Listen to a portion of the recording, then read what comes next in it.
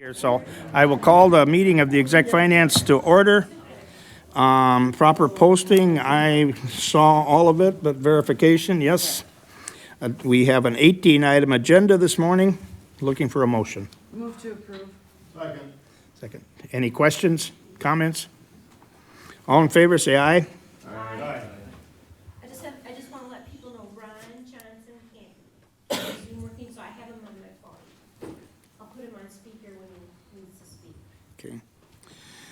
Minutes from the previous meeting, adoption. I'll make a motion to approve those minutes. Second. Okay, have a second? Any questions, changes? All in favor, say aye. Aye. Okay, carry. We have arrived at a public comment period that, I'll put these cheaters on so I can read it. Members of the public will have a 50-minute block of time to comment on today's agenda items. Members may be present in person, call in to make such comments. To comment by telephone, please call 715-538-1894. Public comment may be extended or curtailed at discretion of the committee, board chair, after advisement. Is there anyone in the audience looking to speak to our agenda from the public this morning? I don't see anyone standing up or raising their hand. We'll leave it open on the phone for a few minutes and move on. Our county sales tax and general fund updates. Does everybody look at those?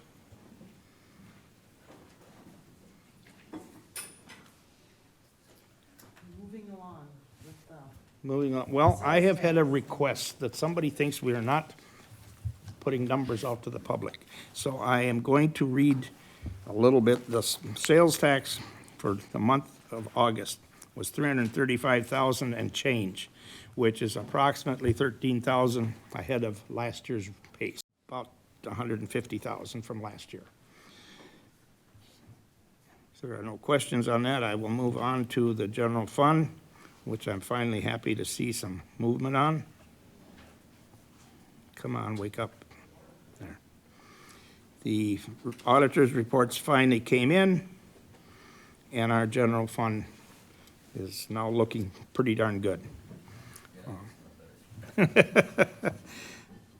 The adjusted balance after all other things is $5,097,000 in our unassigned general fund right now. So, any other questions on that? Okay. We will move on to item 7, departments, reports, and requests. Quarterly update from Corporation Counsel, Susan. Thank you. And before, may I ask a question? I just see a number of department heads. Is there a time where we will have the department heads necessary? Is it 9 o'clock or? Right, so I think I told people, and I've been telling people as they came in, the budget portion will be a discussion at 9 o'clock. So if you didn't want to stay right now, I know some people are here for other purposes for the 8 o'clock, but the budget piece doesn't begin until 9. So here comes Haley too. Haley, if you want to wait till 9 o'clock, the budget piece will start at 9. Okay, thanks. You're welcome to hear my department report, but I wanted to ask. Yeah, it's yeah, with bated breath. So just giving a brief summary to date, mental health commitments, we've had 21 to date. That's maybe a little bit low, but to give you an idea of where we had 3 this week, 2 of them being out of county. We still have to, while we don't count it, we still have to field those, go through, double check residency, double check whether it is appropriate to continue forward, and then we would get those if it isn't. And right now we have over 1,300 cases. We are also averaging to date roughly 30 hours per week. We're likely to well exceed our projections for reimbursements. This last month, I had over 38 hours just for child support matters. So we're just really busting at the seams, and that's case needs, case numbers coming up. It's a variety of different things. Domestic violence continues to be an issue as well, which occasionally pops up with other meetings. So as I said, it's going to be unique because we are projected to well exceed our reimbursement in that. I know I'm on the agenda for other matters, including the ethics code, Just to put it on the radar, we are approaching conference season probably for the department heads as well as myself. So I have several coming up between the different departments, including child support as well as corporation council. And we are starting to implement the terms and conditions that you have voted on last month. So, any questions at all? Any questions? No? Thank you, Susan. At this point, I'm going Thank to you. close the public comment period.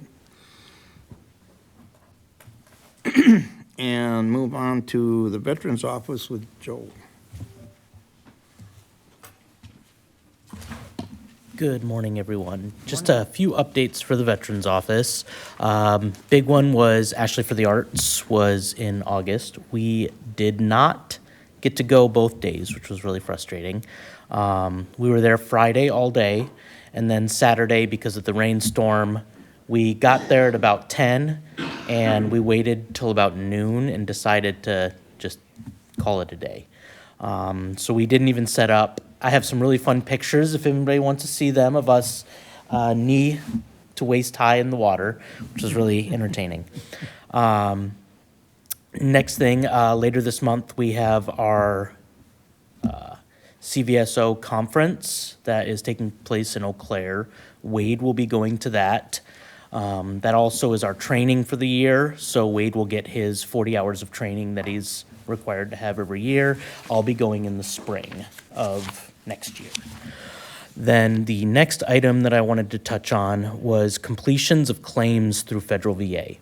So the federal VA has announced that they completed, or they adjudicated more claims last month than they have ever in the history of the VA. Myself and a number of other CVSOs, though, realized that that claim that they made, that yes, they adjudicated all these claims, the majority of them, close to 80%, were denials. So even within our office, I went from having 107 active claims down to 84. Of those that they completed, they denied every single one without actually going in and processing the claim. They just found some small error, denied it, and moved on. So we are seeing that the majority of the claims that VA adjudicated were all denied for one reason or another. So we're kind of working amongst the association, the CVSO Association, to find out how to deal with that process.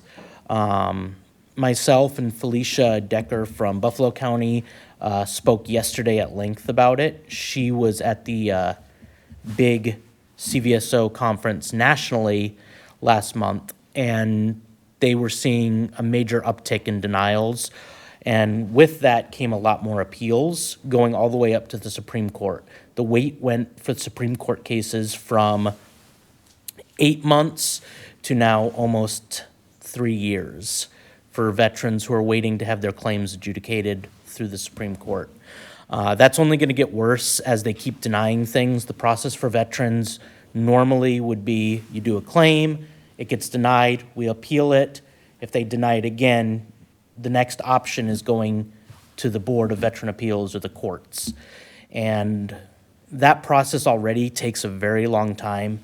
So them adding just a huge volume of new claims that are going to have to be appealed and go before the court is going to just create a backlog. It's definitely a struggle. Usually those are the claims that I work, are the ones that go before the court. I act as the veteran's power of attorney to the court. And I went from having one of those ever to now I have 7. So I'm really confused kind of as how the VA is going to process those. I don't even have court dates for any of them yet, so I'm not sure how that's going to look here in the future, but it's definitely a process that's going to be difficult. The last item I wanted to touch on was something that came to my attention yesterday. Brian Liga from the American Legion contacted me, and at their meeting this week, they had a member state that equipment that the county had donated to the American Legion in 2021 was sitting in a storage unit and hadn't been touched, used, given out to veterans or anything since 2021. Apparently, the person at the Legion who took this equipment from Steve before I took over did it with the intention of us still being involved in that equipment. And so he didn't want to give it out to anyone. From my understanding, from speaking with Steve and everything else, that equipment, Steve wrote that off. That was when this building was being built. The storage unit that the county had used for all that equipment was demolished. Steve basically reached out and said, if you want this equipment, come and take it. Otherwise, we're going to throw it all away because we can't store it. Apparently, the Legion decided to just hold on to it for the last 4 years now. They haven't inventoried it. They haven't done anything with it. And now they're asking that the American Legion pay for that equipment, the person responsible for it. So Brian Liga gave me a call yesterday, asked what I thought we should do with it, and I said, it's off my table. I don't have anything to do with that anymore. He said if I would be opposed to them donating anything that was usable to a veteran organization in Eau Claire that basically processes medical equipment, tries to find places for that to go. I said, if that's what you guys want to do, that's totally up to you. So that's kind of where I'm at there. I'm not 100% sure what equipment there is there. I know when we gave it to them, it included some beds, some other pretty large equipment that we couldn't maintain here at the county. Currently, I keep walkers and wheelchairs to give out to veterans as needed. I plan to maintain doing that, but anything beyond that, I tend to tell veterans you need to reach out to either the VA or the American Legion. So that equipment that has been sitting there for 4 years, I asked Brian if they could at least check and see if it's even still good. I have no idea what state that could be in. I'm hoping to hear back from him, but for now, I'm just not sure what they're gonna do with that. If he wants to donate it, I said, absolutely, do what you need to do with it. But until then, I just wanted to keep everybody up to date that apparently has been sitting there for 4 years. Worrisome. And that is all I have. Any questions? Early on, you mentioned something about somebody wanting somebody to pay for this? What? Yes. Who, So, what, why, where? Yeah, that was what confused me as well. So the person who took this equipment from Steve put it in his private storage unit. Okay. And he's been paying apparently the fee for the storage unit for the past 4 years. And at the American Legion meeting, he wanted the Legion to reimburse him for the past 4 years' worth. And it's something like $1,400 or something is what Brian Liga told me. And Brian said there's no way we're going to pay for it because the equipment has never been inventoried or checked to even see if it's useful. So I was a little confused by that as well. Yeah. Anything else? I just would hope that Yeah. the person and the Legion can work something out Yeah, and I compatible or, was definitely a little surprised to find out it's been sitting there for 4 years. yeah. That was a little shocking to me. But, you know, misunderstandings happen, I suppose. Any- I Adi? think it would be nice if we got an inventory on it, so at least you know what you're talking about. You know well, what I mean? And if something comes to us, then we'd have a good idea what it is. And what we that's should do with what it. I mean, asked. If I it's a know. lot of equipment, you wanna just, don't wanna give it away either, because. Well, the other thing is I remember what we had in that storage unit because that was when I started as the benefits specialist, and that equipment was a mess.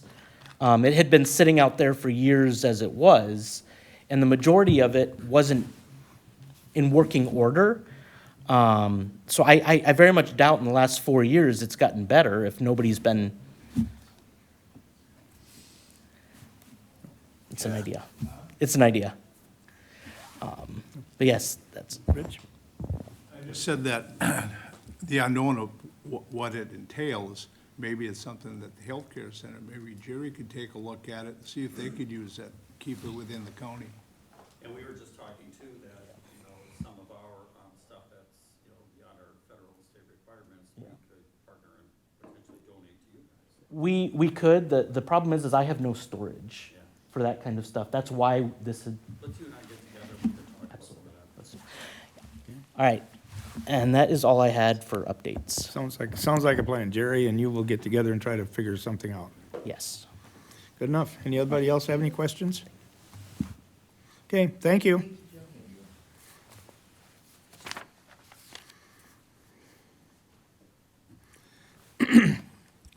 Next item on the agenda, update and discussion, possible action on the resolution for the 2024 ATC funds. Did anybody come up with anything more information on that? Has anybody looked at it? Whether they should go to the original purpose or repurposed? Did anybody get anything accomplished on that? Doesn't look like it. And I didn't dig into it anymore. Maybe that's one to move on to the next month's agenda, see if we can find information. Without any argument, that's what we'll do. Item 9, discussion, possible action on the resolution to transition from coroner to medical examiner. Ooh, is that, okay, is that you or Dick? Go ahead, sorry. I don't care. Okay. Who's, I just want to just refresh your memory. We have a subcommittee that was appointed, yep, and these, Doc and Renee, okay. I was thinking Bridget was also on, but we've been talking yesterday, I guess, on this particular matter. We've been meeting on this matter as well as Rebecca. Do you have the handout? Did she leave? oh, she just left. She stepped out, okay. Yep. And my understanding is that the question that the Finance Committee has had is in terms of the cost of Yep. of the transfer of this responsibility. And I hope she has copies with. Just to point out that there probably will be a small increase in the budget for next year. I haven't seen the proposal, and maybe you, the committee here, has seen that proposal for the coroner's office. As you know, the coroner is elected and was elected to serve a 4-year term. That term goes through next year. So the budget would reflect the present status through next year. And as proposed, it probably will be a slight increase in terms of wages and perhaps in some of the other items. So if the medical examiner concept is approved by the board as a whole, it would not go into effect until 27. 27, right. Yep. And so just to make you aware of that.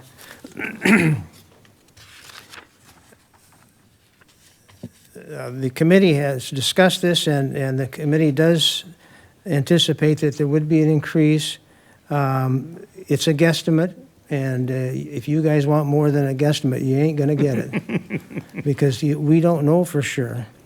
The coroner's current approximate salary is $35 an hour, and the anticipation or thought or guess is that the examiner concept would probably be about a $45 to $50 per hour would be a guesstimate.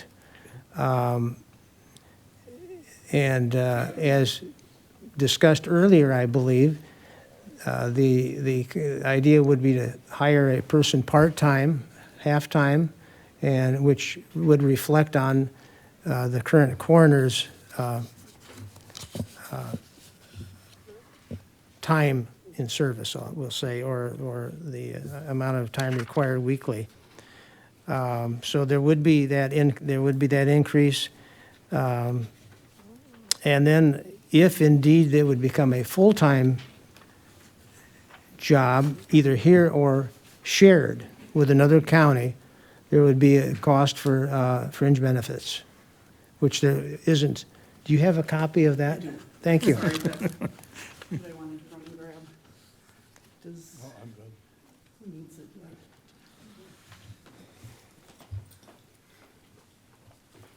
If you really got plenty. I've got one at home, I forgot to put it in. I guess just as a preface, I think Rebecca will probably want to walk through this. Just as, for your information, the matter came before the Personnel Committee and the Law Enforcement Committee, and the committee voted that out to go before the county board for consideration. And as the committee, I think we would encourage the Exec Finance Committee to join those committees in bringing it before the board for consideration. I think there are some reservations, which I think, Dave, you've pointed out in terms of the additional cost, and I'm not sure we can come to any better figure at this point, and I wish we could. The only thing I would ask in here is, you've talked about the potential wage increase for the person. Yeah. There was some discussion about office space and potential staff. Did you look into that at all, and do you have any opinion? The office space we Do you should have have. any opinion? The office space we should have. At this point, I don't think there's been any anticipation of additional staff. No, no additional staff. We have talked about space as far as the emergency management office is available right on the lower level as you come in, which would give good access for in and out easy for that individual. Dick, I know there's been question with several folks that the way the resolution, if we're gonna stick with that same one, it does say the department staff is included in the resolution, which makes people nervous that we'll be adding not only the coroner, but, or Medical examiner, medical examiner and the staff, so yeah. I think the resolution maybe would have to be updated. Yeah, like I say, there's been no discussion. We're only talking, the only staff, if there's staff, I think, at present, we have deputy coroners who serve when the coroner is not available, or primarily, I imagine that's the case. And I think this would be the same moving ahead with a medical examiner, that they very well would I would think, would continue with having some of these part-time people. And these folks are only paid when they go out on a call. And this would probably, I would think it would just continue on, rather than having more paid staff. Right. I was thinking more in reference to, part of the discussion went on to having a secure place for the records. If there's a secure place, somebody needs to be in charge. So are we saying that for filing paperwork, we're going to pay the $45 an hour? Or would there be some way to allow a part-time from someplace else left over to do the I'll call it the paperwork, or filing and keeping track of what's where? Yeah. That would then, but it's a potential extra cost. I'm just trying to figure out where we're going. Can I draw your attention, I guess, to the slides that I'll quick go through, and just talking about potential costs, because we don't know exactly, but we can get a pretty good estimate, I think anyway, if we're looking at what a 2027 might look like. So we're looking at what the current budget is for the coroner, which is 112,5424. And then there are some revenues that come in, that's the 17,000, so about 95,000. If you look at Jackson County, they have moved to a medical examiner. They still employ Bonnie as well in that capacity, and their budget is virtually similar. I mean, it's very similar, it's very much the same. So part of the consideration is talking about if you stayed with just the budget that you have right now, we're approximate, going on approximate wages of $35 an hour currently. We don't have a real strong record for that in getting that information, but that's where we're estimating it. Moving to a medical examiner, we're looking across the state and around the area. We're thinking about the $45 to $50 an hour. So here, that's where it's a projection of about $9,000 to $15,000 increase. If you look at the second option that we talked about, it was the possible increase that I just talked about, but also if that could become a full-time position, the county itself doesn't need a full-time position. A part-time is substantial enough. And so if you were to look to partner with another county in order to provide a full-time, it would be splitting those benefits. There has been a little bit of conversation with Jackson County because they've been talking about what is the future of that position for them. Does it make it more marketable to have a part-time person or a full-time person that would want benefits? So anyway, just looking at the benefits then of 35,800, splitting that in half with another county if that happened. So looking at the potential of about 27,000 to 33,000 for that position. So as far as an additional person for paperwork and such, I think it's a part of the unknown, but right now, at least, both positions in both counties are sustainable and working as far as we know. We haven't heard otherwise from either county that they are in need of extra help or anything. So I think you have to base it off of, right now, 50% seems to be working well for both counties. If I could comment, please? Please. They haven't used extra staff so far, and it's a part of entering the information, I would think, the process of entering information to a computer-based program. I can't imagine, having worked in the county, having done paperwork, I can't imagine the need, personally, the need for extra personnel to do that. The coroner has the information, she fills out forms, she or he fill out forms, and it would be just a matter of data entry. I can't imagine there being extra. And as far as keeping the records are already kept. Yeah, okay. So I'm thinking it would be easier to keep the records, in a county locale. Yeah, and I don't disagree with you, I'm bringing it up now. I'd rather Sure. talk about it now than get a surprise in a year. Fair question. You bet. So, no, I don't see it, I don't know. Do we have a resolution here today? Mr. Chair, I got a question. Okay, Adi? Yeah, how many hours does Bonnie work a year? I don't know, we don't have But, communication. what's her average for every year in the past 5 years? You guys didn't look at, well, I know it varies, but you still should have an average, so we know you gotta have some kind of line to draw it off of what it's gonna cost. I mean, don't is she- think we have that information. That's not the way that the hours are or the time, the compensation for pay is not according, she's asking for compensation for pay, but not an hour, so we don't know, and there's no communication. So we don't have that information.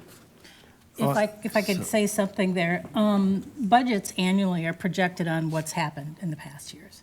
And I'm guessing that's the way Bonnie has prepared her budget. I don't know if she keeps, I don't want to use the word rigid, but records as to how much time she's put in, because I think she actually would base it on what she has done in the past. I know every year is a little different. I was just wondering if you took a 5-year average, so you'd have something to go. Yeah. Because this, if you did change it, you would be based, their hours would be how many, Well, where would you set that, the hours? Right. For them, I would if think it's if part-time? we wanted to, we could take her total compensation based off the actual report and say she's calculated at $35 an hour. You divide those, you'd get an amount of And I time. think- Yeah, that's what I'm trying to get is, Yeah. I mean, just the average. I know you can't, it's impossible to say exactly this is what it is. But I wanted to know, so if you hire somebody, what are you gonna tell them for hours? Right, so you would base it off of 20 hours for this county, or 20 hours for a combined, so that would be 40 hours, Is so. Jackson County pretty much Correct. ready to go along with that? I'm sorry? With Jackson County, did they say they'd go along So, with that? they don't want to have the conversation until you have policy in place on that, right? And going down that road, but they've had initial interest, I will say. But no follow-up conversations, and that is myself talking with the administrator over there. It's not the board. So, but they've had conversations, through my conversations with the administrator is, they've been trying to figure out, well, yeah, what are they gonna do in the future as well? And would they be able to sustain a part-time person? It's just a question that we both, hey, then we could partner up and make it a full-time if that would be more appealing to someone. But you might have someone that could retire and say, hey, that would be a great job for retirement and want the part-time. So I think there's some option there to, find out which direction to go once you're there. Audie, I think we can try to make an assumption, if it, maybe not, that Bonnie is full-time, but she's working 2 counties. Right. And I think we can maybe look at in that direction. And in terms of Jackson County, in all honesty, we don't know, should we move to a medical examiner, we don't know if Jackson County would continue with Bonnie. If Bonnie wants to continue, we have no idea. That would be their decision, obviously, and her decision, if they would decide to continue in that role. So, I think what we're trying to say is that there there definitely are some unknowns, but we're encouraging the board as a whole to seriously consider this and moving ahead, because I think as the majority of counties in the state have determined that they feel that's kind of moved them ahead in terms of professionalism, and it's something that we should definitely be considering doing at this time. I think, Renee, you've spoken to that. I have, and maybe we should be reminded of some of the advantages of going with a medical examiner position. I think the last count was that counties in Wisconsin, 41, and I don't even know if that's accurate. Right, we are, as a process of evaluating, because those elected positions as far as coroner, clerk of courts, and sheriff are, we need to start talking about wage for 2027 for them as well, and the same process that we did for register of deeds, treasurer, and clerk. And so as we're looking at that and trying to get information about wages for comparables, we're finding it's much fewer numbers of corner coroners positions. across the state, So we could probably be safe in saying there's more than 41 counties. yes, I think. That go with the medical examiner. There's no, currently with the elected model, the only requirements for candidate would be no criminal convictions and that they're an adult. The candidate cannot be scrutinized as far as their qualifications. There's no background check. There's no mandatory training or certification. There's no medical background or professional credentials required. If we were to go, there's no oversight by the county. And I think history for Trempealeau County in the past 2 years, I think we've experienced some unhappy events as far as dealing with elected official. Medical examiner, if we go with a medical examiner, they're hired through a professional recruitment process. They must pass a background check. The county has oversight, and I think this is pretty important for us to go down the path of a professional being in this position. I'm not saying that there aren't elected people who could do the job very well. I'm not saying that isn't a possibility. But if we go with a medical examiner, we have control that this person would be qualified and professional. Our job description, our proposed job description would require an associate's degree in medical, health science, or criminal justice or related field, and at least 4 years' experience in a pre-hospital nursing care or law enforcement. That's the proposed. So I think the thought is that we now live in a more litigious society than we ever have. And I think we have to be careful what we do. And maybe this is why other counties are going to the medical examiner. They have more control, oversight over it. And it's a more professional way to go.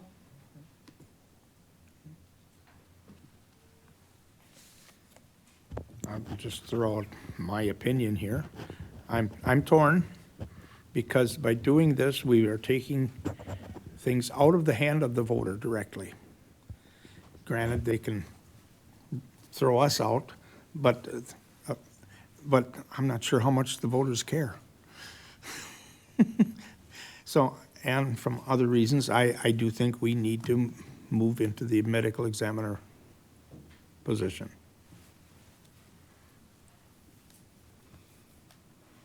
And then, Mr. Chair.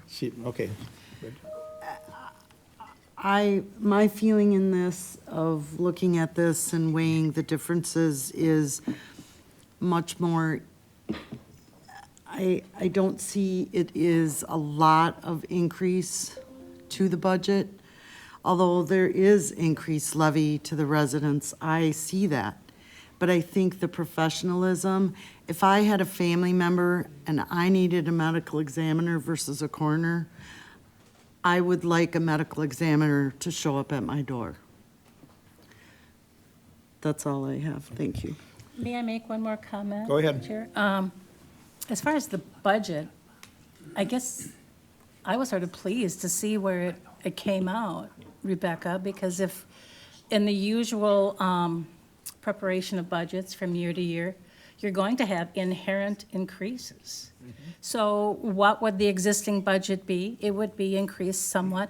So I don't think we're talking about a huge increase, well, certainly not a huge. I think it's probably a modest, reasonable increase in the budget cost. Jeannie? I'm not going to speak long. I Good. just want to say that I agree with Bridget and Renee. I agree with you. I would rather see a medical examiner at my door. If my dear husband passed away, I would want that person to be dealing with him. Okay. With that, no, Rich? Just want to make a couple of comments. We sitting here today are elected officials. I was an elected official for 12 years as a sheriff. And the qualifications for a sheriff, you really don't need to be qualified in any certain manner. You're an elected official.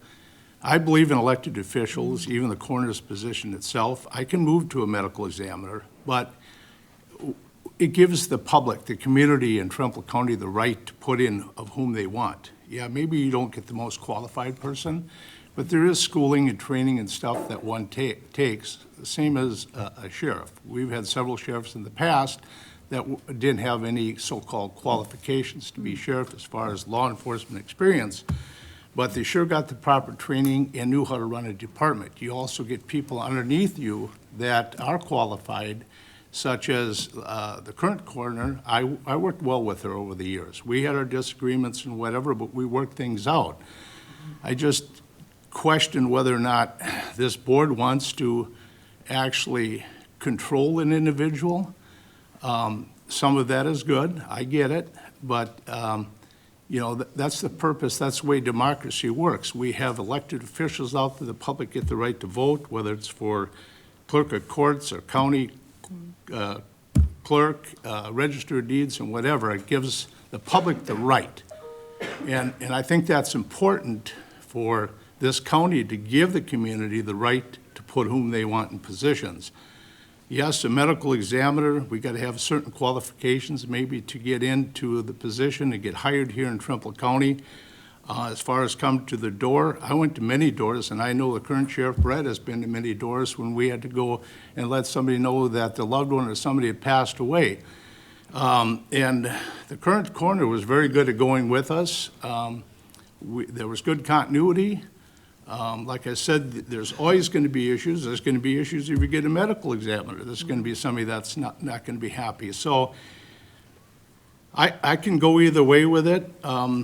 Down the road, if it comes to county board as far as voting, I'm not sure which way I would vote yet, but I do not like the idea of taking an elected official away from the rights to the people. I think you expanded my point quite nicely.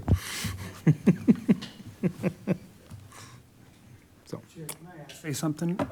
The idea of how did we get to $35 an hour if we don't have how many hours that Bonnie was working? Does she go and say, I worked 5 hours today and I'm getting $35 an hour? Or there's a one thing where she works 10 hours, but there's a contract, so she has to get paid this much for doing what she's doing, but she had to do 10 hours to get it. So is she really making $15 an hour?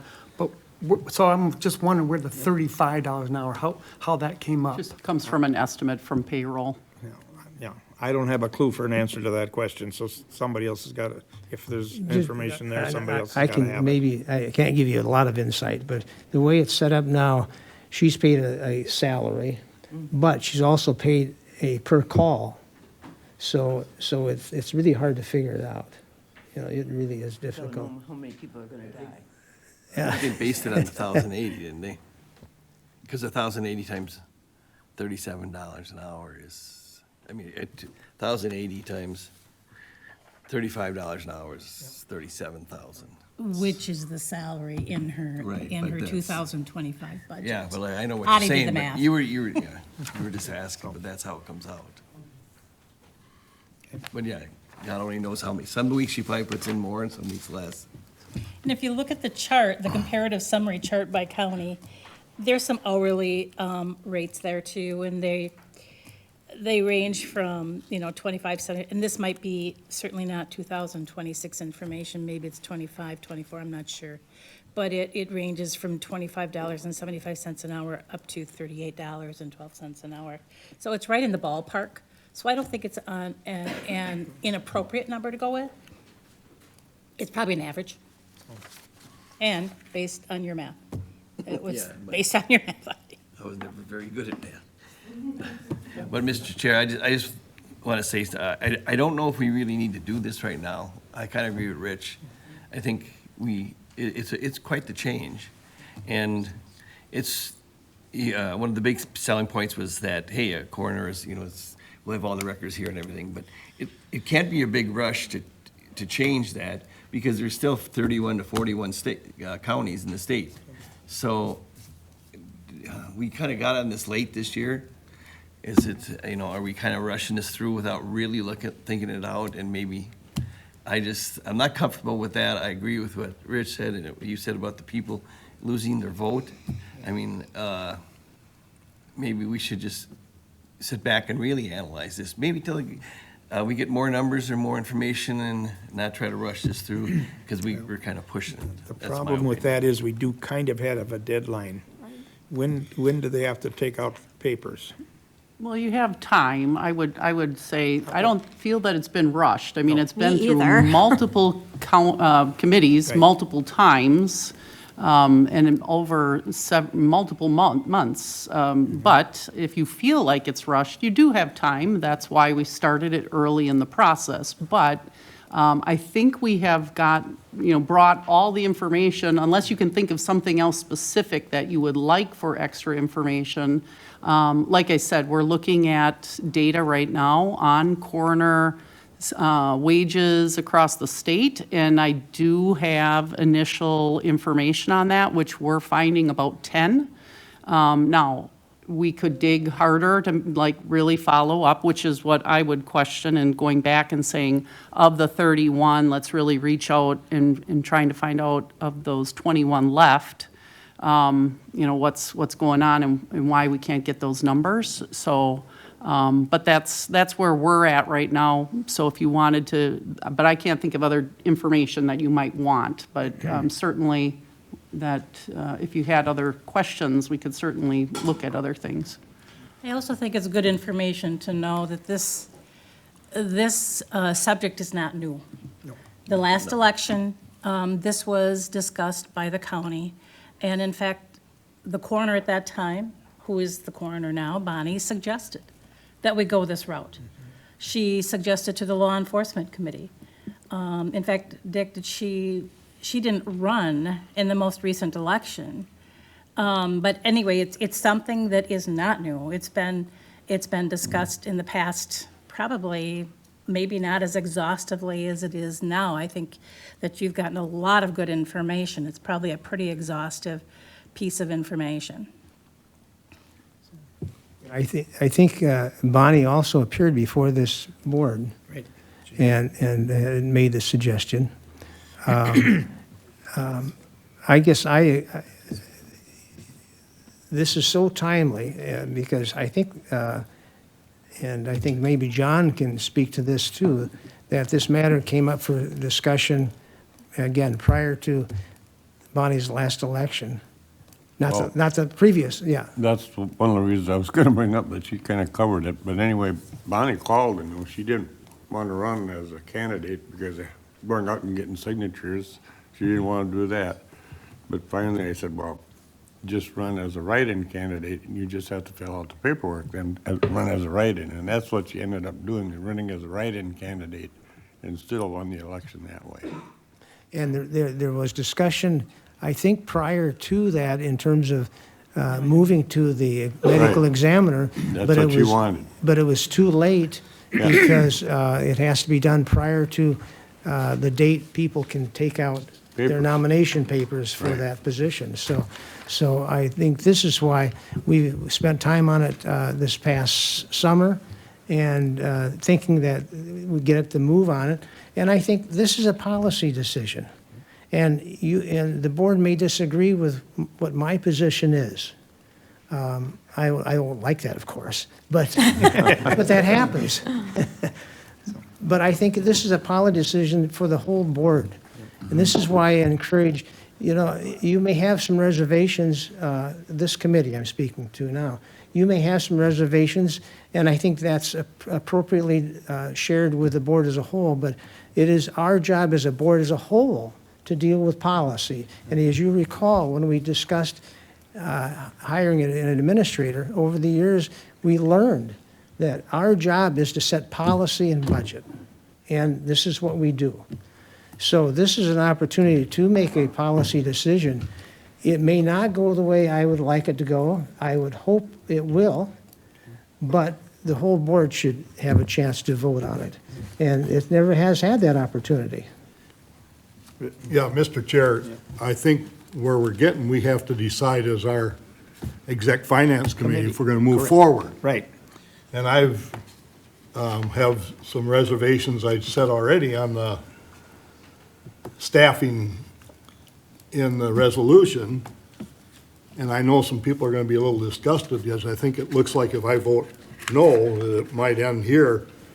But being with our group here and getting the information, that's what I was told to do. And I honestly think, I guess right down to it, that I'm gonna have to vote yes to move on forward and let the board as a whole decide. Yep. I just think we have to go that route. So for that reason, I think we're running close on, I don't know if that's the way to go. But now that I'm gonna vote yes, and if I gather things, I think we're gonna be at 3-2, but I would say let's move forward. Okay, you're putting that in the form of a motion? Yes, I'll put that out as a motion. I'll second. Oh, can I You second? I can't. can't. Nope, I'm you're not sorry. here. I recall my second. Okay, John seconds. Hate to ask, any more discussion? Am I allowed to say something? Nope, Okay, you're not damn. at this point. This is for exec finance only. We have a motion and a second to move this forward to full county board. All in favor, say aye. Aye. Opposed? Nay. Okay. It does carry.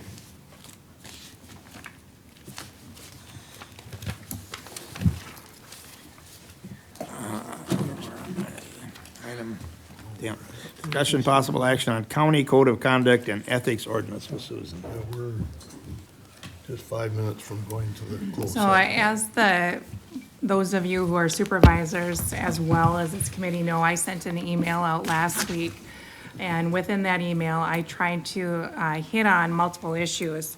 One was to address the question of how many other counties have some sort of formalized ethics code. And I had presented that question to the WCA, but I hadn't gotten an answer yet. So what I did is I just Googled counties by counties, one by one. I went through all 72. And I looked for the ethics codes, and the numbers there reflect those that I could find in a simple Google search. And what I found was 55 of 72 had formalized ethics codes, very clearly found ethics codes. These were not difficult. I didn't spend a lot of time going through. I didn't analyze them, but I looked for formalized ethics codes in their ordinance. 7 of 72 had something. I can't promise that those counties had up-to-date ordinances or their full website was up to date, but I could see that they had some sort of board, an ethics board. So I included those as maybes. And then we had 10 of 72 that did not have something that I could find online. Although several of them, probably roughly 3 of the 10, had incorporated some of the ethics, the statutory ethics, provisions within their own ordinance. However, Trempealeau County has not done any of those. So we are in that remaining 10, less the remaining 2 to 3 that at least had those formalized provisions in their ethics ordinance. So that, I knew there were many counties that had it out there. I did not know until I did that we need to move forward so much in this regard. What we have seen over at least the couple of years that I've been here is that sometimes what has always been done hasn't worked. And I really think we need to move forward with how do we, say as a county, and I'm saying this as your attorney, and I'm saying it publicly, how do we move forward with protecting the county and coming forward with how do we have appropriate positions on things? And that is why I've recommended so strongly to have an ethics code. So I don't know if there are any questions about the survey that I sent out, but I know there was a question, and I was doing my best to answer that question. Going to the draft ordinance, I know I've talked to this committee several times about it, that as long as I'm in Chapter 2, I've been trying to address formatting issues and, any sort of typos. I know last month we talked about 2.01, that the supervisory districts were voted on properly before, but they were never made it into the ordinance. So that's what's going on essentially there. They're regarding 2.1, and I know we don't have a lot of time, so I don't, feel free to cut me off where you want me to. But 2.01, essentially, those were updates. There was a change of title. I think 2.02, those were the rules of the county board. I basically took subsection 1E and put it into the later section for the WCA recommended ethics code. And we can talk about that as you want, but I tried to show you guys exactly what I'm editing. I showed you the color version, learned a little bit about Adobe in the process, which was good. But I wanted you to see. So nothing really radical there, but some typos to fix up, a couple of things to fix up. You can certainly see where I still am I need to go back and renumber and so forth. So I don't know if there's any questions about 2.02 at all. I mentioned in the last meeting regarding the emergency special meeting of the county board that we never included the declaration or a definition of a declared emergency. And so I did add that in there, so you can see that. Because I think if we're going to have the ability for the county board or the chair to declare one, that we need to define that term. So. Then that leads us to 2.03. 2.03 is almost verbatim what the WCA had recommended previously this year. I went through it yesterday line by line, And so outside of what was in that 1E section, which you can find in B, it's pretty much the same. I will say, though, that subsection B in 2.036, I could not find the dress in an appropriate manner. That's a policy decision, whether you guys want to do it. That's not a commentary here. I don't know how that got in there or not, but if you want to exit out, let me know. You know, it's not, you won't hurt my feelings on that one at all. But the rest of it is exactly between what you had and what was recommended earlier this year. I think 2.05, the limitations on serving on a committee, that's incorporated later on. There were a couple of provisions regarding conflict, nepotism, so forth, that had to be incorporated. I know we don't have a lot of time, but I did start on the 2.06, the full ethics code, and I was able to get fairly far with that. The declaration of policy, and this is where I really could use some input, because I'm not the policymaker. I'm your attorney. And so I want to make sure that that's consistent with what the county wants going forward. So that's why I highlighted it in my email. I was trying to point out that that's draft language. So if there's something that you guys want me to change, please let me know. That's the same with the purpose as well. So that's 2.06B and C. I don't know if there's anything you want to address today, given time, but I fully recognize that those are policy positions. I'm going to suggest, I don't know, were you done, or do you got more? It's up to you. We can go through it in October. I guess if I'm okay. going way afield, I'd like to know so I can, In the interest of time, I'm gonna say, look through this, write down or enter in your computer your notes with questions, and we will go over it again in October, hopefully advancing things. okay. Okay, thank you. And if you have any questions, let me know. I'm happy to answer them. With that, we're getting to item 11, land foreclosures with the treasurer, Michelle Rose.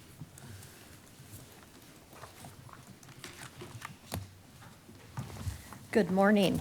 Morning. We have two parcels that are up that we need to have a minimum bid on. I did send them to you before our meeting, so I'm looking for a suggestion from you guys, what you would like for the minimum bid for those two parcels. The one in the town of Gale is an outlot, so there's no building allowed on it. And for the town of Ettrick, it's a road right-of-way.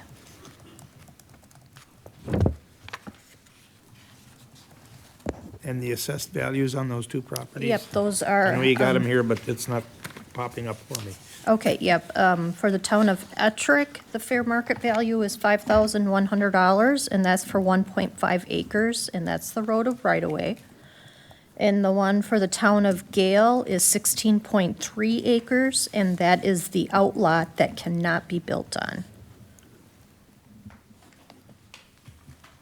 And the amount, the appraised value on that?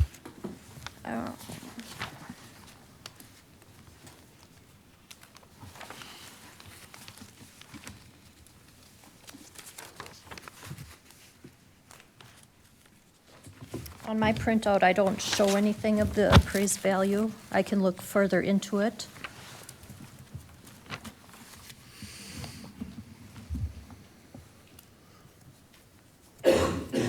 And then we have these other two for the town of Lincoln and the village of Trempealeau. They are also road right-of-ways. And I have Nick here, he can explain it a little bit more. These were parcels that were created.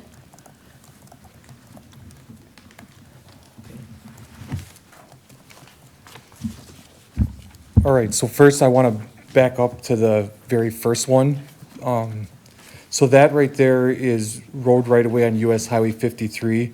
It's about 3/4 of a mile southwest of the village of Ettrick. It's between Mack Lane and West Lane. And that parcel got created in 2005 based on a certified survey map. So the surveyor that surveyed out for that house parcel surveyed to the right-of-way of US Highway 53. And in order for the proper land division, I had to account for the land that was between the road right-of-way and the center line of US Highway 53. The surveyor didn't take that into account. So that's how that parcel became a remnant parcel. Then the deeds got kind of switched around. I worked with the landowners and an attorney on that shortly after '05. And now the person just hasn't been paying taxes on it, which makes sense because it's just road right away. And it's a substantial road right away because it's, if you know that area, it's on a curve. So the right of way is larger to account for the curve and the topography of the land. So that's why it was an acre and a half. I really don't have control over how the assessor puts an assessed value on it. I questioned how he came up with that value, but that's just me questioning it from the outside. But that's why I'm guessing the value on it is so high. I would encourage, and we can lump this in with the last two. Right now, some of us staff people are working on a project with road right-of-ways and ownership and how the county should handle those. So I just would encourage the Exec Finance Committee on the first one and the last two to not put out for public bid and let the county retain ownership and deal with, if it's a town road, working with the township, maybe having a town become owner of it. If it's county road or state or federal highway, we deal with that, either the county owning it or we work with the state DOT. But that's the same thing with the last two. The town of Lincoln one, that one actually I created in 2009 when we were mapping out all the parcels in the county. And I had to account for that land because the developer at the time only had the plat for the Meadowbrook Park plat, just east of Whitehall here, only go to the right-of-way of the road and not the title line, which is the 40 line.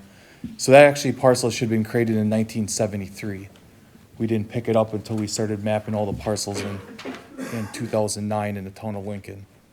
And the same thing with the one in the village of Trempealeau. That is in that area, the Weaver Estates subdivision off of County Road K, at the intersection of County Road K and Schubert Road. The county realigned the way that Schubert Road meets County Road K. And so this is just a remnant of Schubert. Again, I would encourage the county for these two, just like the town of Ettrick one, to just retain ownership and let us finish our project on how we're gonna deal with ownership of road right-of-ways. Mr. Chair, I agree with Nick. If you had the maps in front of you, you'd see they're just a straight line, which has no value to anybody else. Yeah. I know the county, so I agree that we move forward as you're recommending. Yeah, I agree that the last year when the county foreclosed on some of these properties, I wish I would have been involved from that process, because on State Road 121, there was an area that was taken by the county on back taxes. Right. And it was I got it written down here, an acre and a half. A person from California got the bid on it, and it's State Road 121.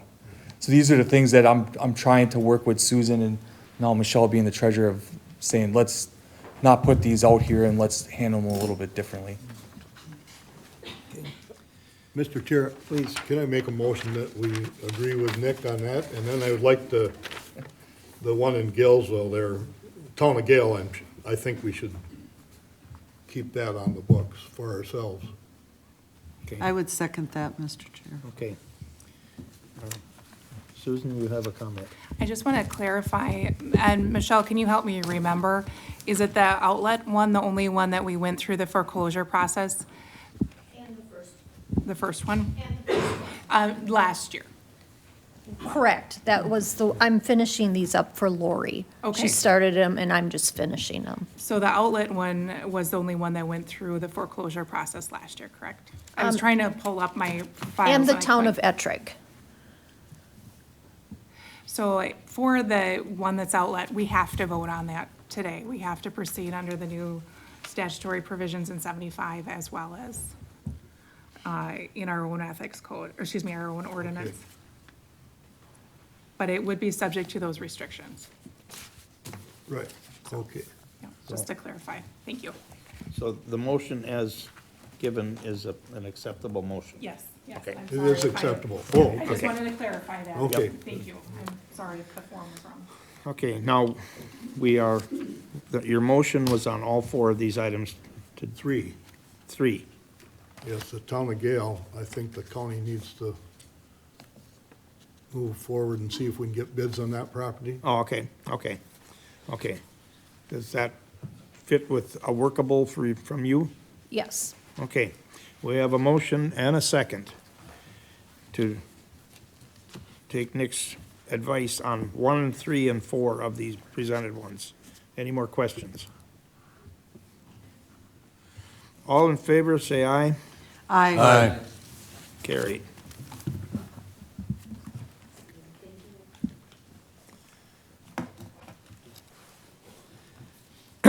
Next item is discussion/action on procedural guidelines for the evaluative process regarding the employment contract, and I think that's Can I interrupt for just one moment?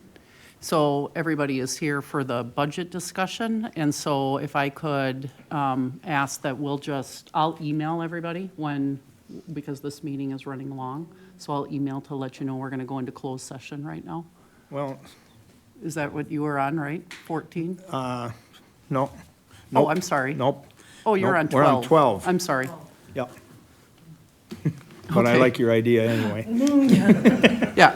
So okay. I can let everybody know, though. I'll send everybody an email.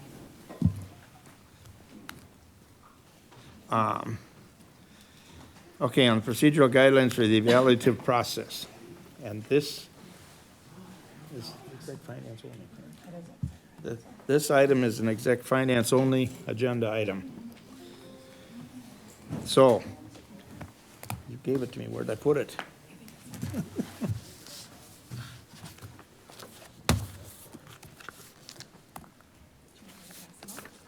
Please.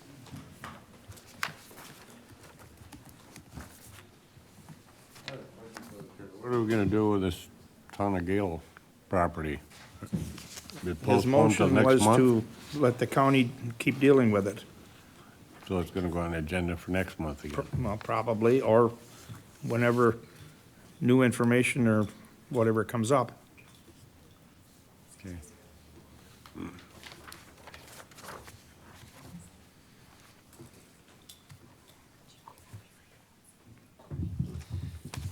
Okay, this is something Susan and I, mostly Susan, worked up in regard to how this closed session meeting is going to go. The procedure for it. And I guess I'm opening discussion, but this is exec finance only item. Does anybody have any question? If not, I would be looking for a motion to proceed with this in our closed session item. What's that? No, this isn't closed session yet.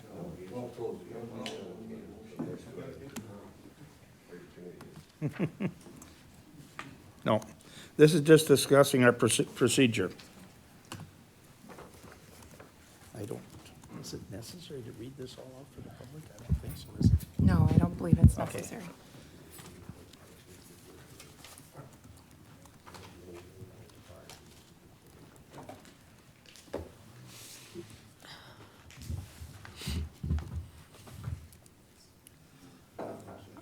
Mr. Chair, I have a Yes. question then about the procedure. Okay.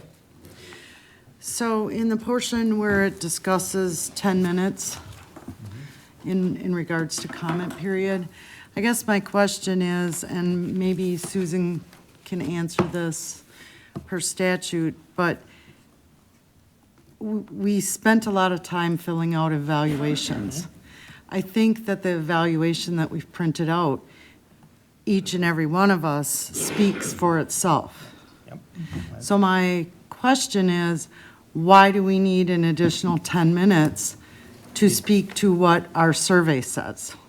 Not to speak to the survey, this is to speak to any item concerning the administrator. But wouldn't that have been placed in the survey? I don't know, not necessarily. Okay. And where did we come up with 10 minutes? Is that statute-driven? We do not have a county board rule regarding that, so state statutes is 10 minutes. So if I may, Okay. and I believe when we had spoke, that was just to provide an additional time period if there was a need to supplement the evaluation. But going through, if you go through 1, 2, 3, and 4, you'll see how we got to that 10 minutes. That question came up and it was raised, and so there is the ability under Robert's rules, which our ordinance says that we can, that we shall be governed by in the absence of any sort of other rule, and that says that no more than 10 minutes. So that's why it was included, just in case that came up. Okay. Thank you. Is anybody willing to make a motion to approve this as our process for the closed session? I'll make that motion. Okay, I have a motion. Do I have a second? Okay, motion and a second. Okay, with that, any more questions? If not, I'll call for the vote. All in favor, say aye. Aye. Aye. Opposed? Okay, that will be our procedure in closed session. And now,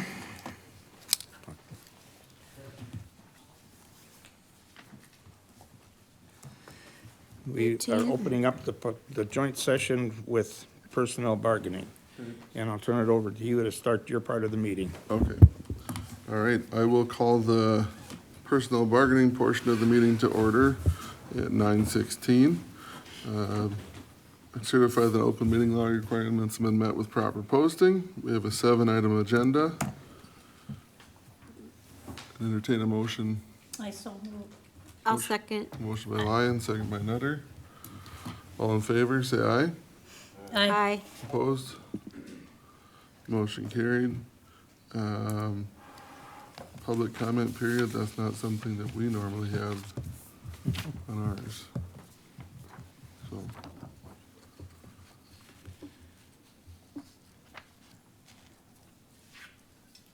We doing the reclass now? Okay, Or we have closed session? no, not quite yet.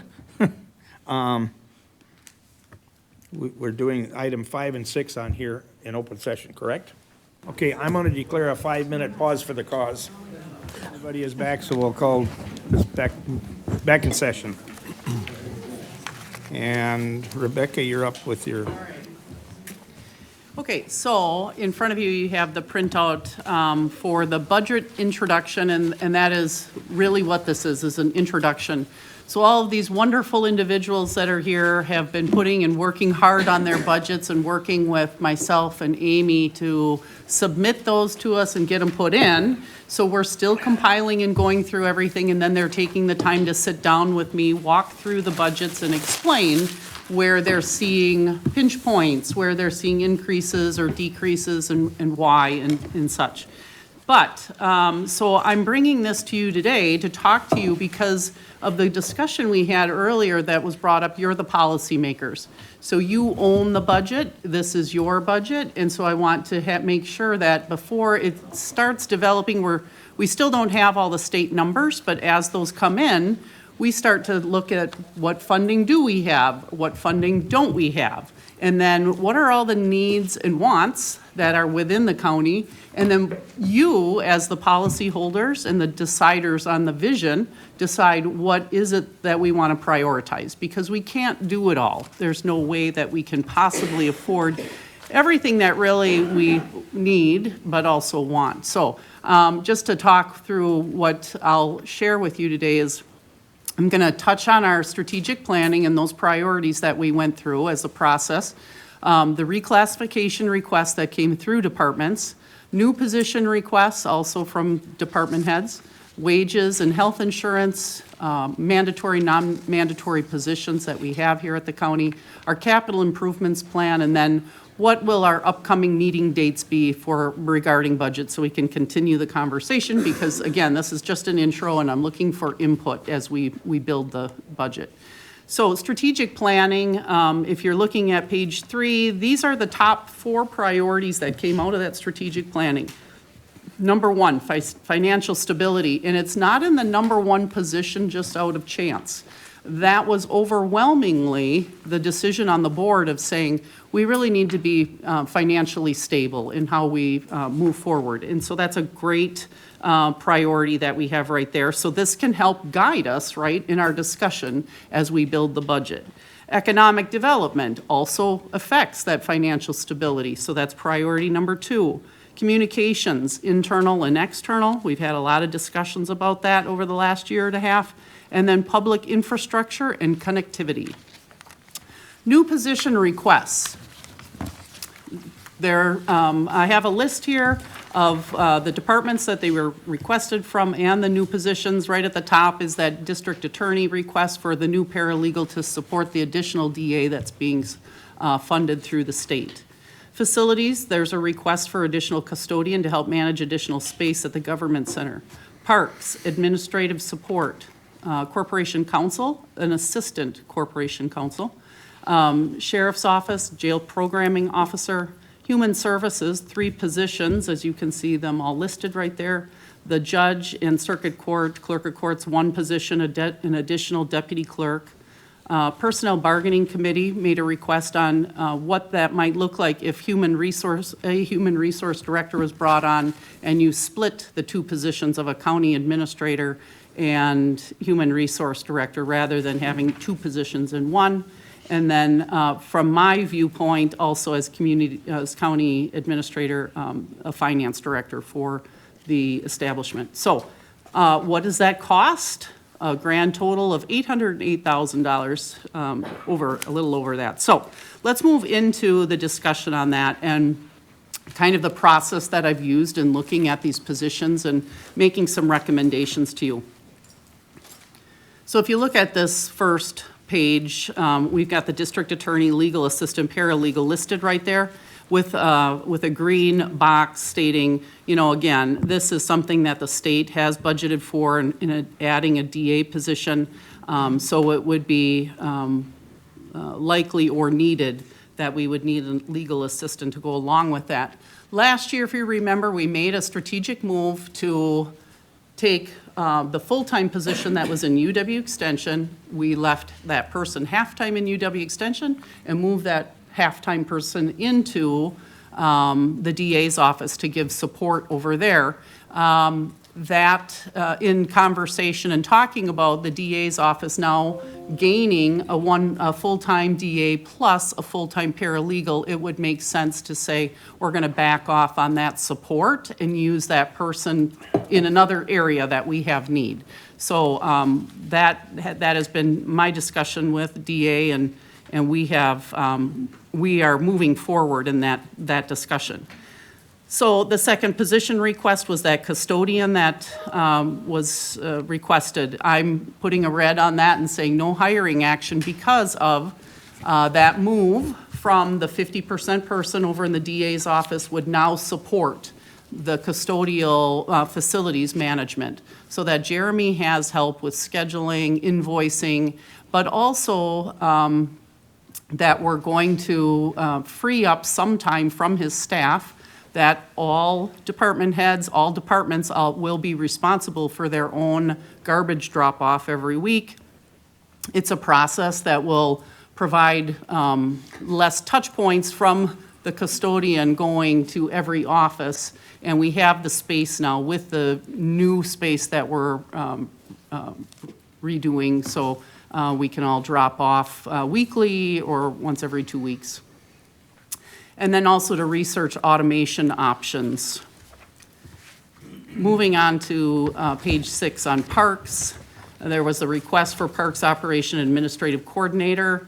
That again, no hiring action, and what I'm talking or suggesting here is that our parks, namely Jack, would move under facilities so that it's facilities and parks management.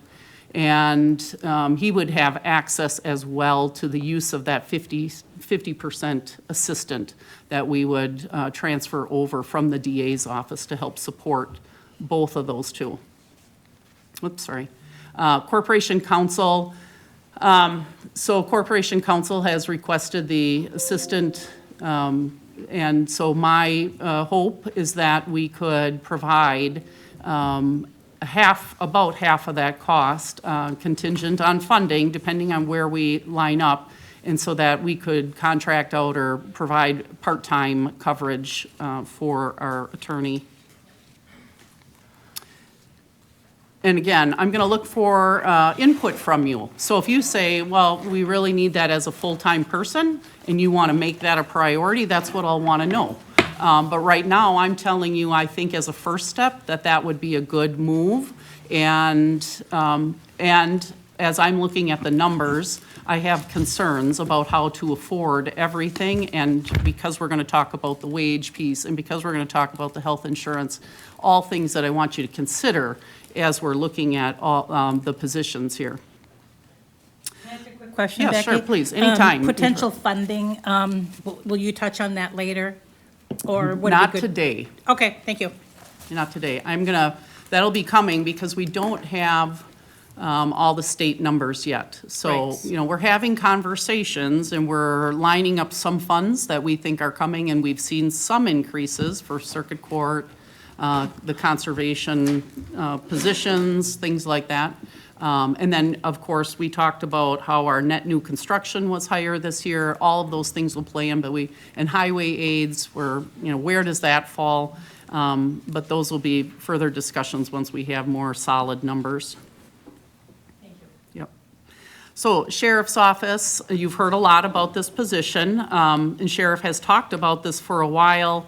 The request, he has a number of needs in the jail that would be helpful to have a jail programming officer. We've talked about also in committees that there'll be this opioid funding to help also pay for an individual that would come in and work with opioid, people that have been affected by opioids. So there's a little bit of crossover. What I want to point out in this position is a little different, because the judge is requesting fingerprinting on Tuesdays. So this person is, while they're a programming officer, they're also a jail employee, so that they can do crossover work and work in the jail and fill in as needed as well. That they're a certified jailer, so they can perform drug testing. They're a certified jailer, so they can perform UAs for recovery court, and that's on weekends or nights. So where we're missing out sometimes on coverage for that. Help with electronic monitoring. I think part of the conversation that has also happened during this budget time is the conversation about UW Extension, and currently Adam spends time over in the jail, and he gives great services as far as already programming. So in my conversations with Sarah, as we were going through budget, she brought forward that Adam received a grant, a Juntos grant, which is a wonderful 3-year, very, very nice grant that we believe another individual from UW Extension is going to step into. That means Adam will no longer be working on the Juntos project that he currently does, and his time will be freed up to spend more time on programming in the jail. So he's got some great ideas for programming in the jail with fathers, and I think that'll be a wonderful opportunity, as well as potential future programming that we might get through another county that might be bringing individuals here. So to touch on that, that is not a signed contract yet, but as we have been talking about, Sheriff added the extra beds in the jail for potential increase. We've had a lot of conversations. We've met with Buffalo County several times, and they had interest in possibly bringing some or all of their inmates here. And so that is moving forward. There is interest in that. And so there is the potential for this increase in funding through the jail. And so we're estimating it at about 10 people a year on average, and bringing in about $180,000. So I want to bring that forward. I might say to you, well, he's bringing in that resource, and he's worked really hard at doing that. So Joan's working really hard in the jail, and so we should just include that. I think, again, we need to be cautious because of the numbers that I'm going to share with you eventually, so I'm just saying, it is my intention, I think we need to make every effort to work toward that position, but it is a consideration that we need to think about the budget in totality and continue to work forward where we're at right now. Human Services, this is a APS Crisis Social Worker Caseworker edition, partial funded through grant funding through the state, but there is a little bit of levy impact on that. The piece that I particularly, I want to put this out here to you and stressing and saying, okay, it's still in here and contingent, because I think we need to think about future. You have a lot of staff in Human Services that have a great deal of experience, and they are wonderful staff with a lot of commitment to the county, and they do a lot of extra for the county. My concern is as we see turnover and retirement, that's not always the case with new people coming in, and that commitment that people give out of their own time. And so I think it's just a consideration that we need to keep in mind and highlight. Human Services, again, a lead CSN social worker, caseworker. There's no cost on either of these two positions, CLTS social worker, caseworker, because those can be programmed, or they can be put on other grant funding those the state to reimburse the costs of those positions. So it's kind of, we need the extra work, as I just stated with you, so those are easy yeses. I like to have those easy yeses. The next one is as I stated, out of Personnel Bargaining Committee, in the question about how to take the county administrator position forward. And so currently, excuse me, a lot of talking. Currently, I do both roles, right? And there's a lot of time, of course, with human resources. That is something that's always very time-consuming and never-ending. So as I look and I try to work with you on talking about vision, I think it would be a wise move at some point, because again, it's wise for an administrator that's looking for a position, right? They would be more interested in saying, I only want the administrator position and don't want it coupled. But it is not to say that you can't keep the two together, or you could switch it in the future with other positions. I think rural communities counties, communities have to think about some of that piece too, is how we are saving costs. And then as a request from myself is I want you, again, as leaders, to think about, as I feel with the county administrator position, I feel the same as a finance director. Both positions are critical when you're looking at the size of the organization that you have here. I don't know what company that you can think of that's over $100 million budget that doesn't have a leader leading the team and that doesn't have a finance director managing the finances. We don't have the finance director, so I just want to make a point in saying I think it's really important as moving forward. My concern again is it looks great, I love it, but where's the funding come from, right? With levy limits, it makes it really difficult. So, but I think I would hope anyway that the board would think about that for the future, because I do think that it's really important that we have a centralized, and I've been trying to do that, right? We're trying to build this centralized business office, but you need that lead also. And then, really through my work with finance directors, that financial oversight should provide, I don't want to say they're going to cover their wage or anything, but they should provide some savings along the way too. Last one in this group is from the judge and clerk of courts. a deputy clerk position. So they do a high level of work in that office. I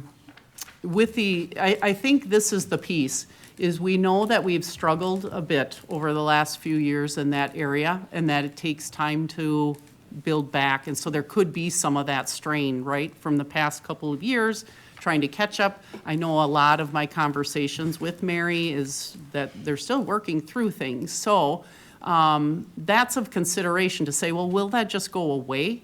And will these people then have enough that, you know, they're busy, but they're not overly stressed?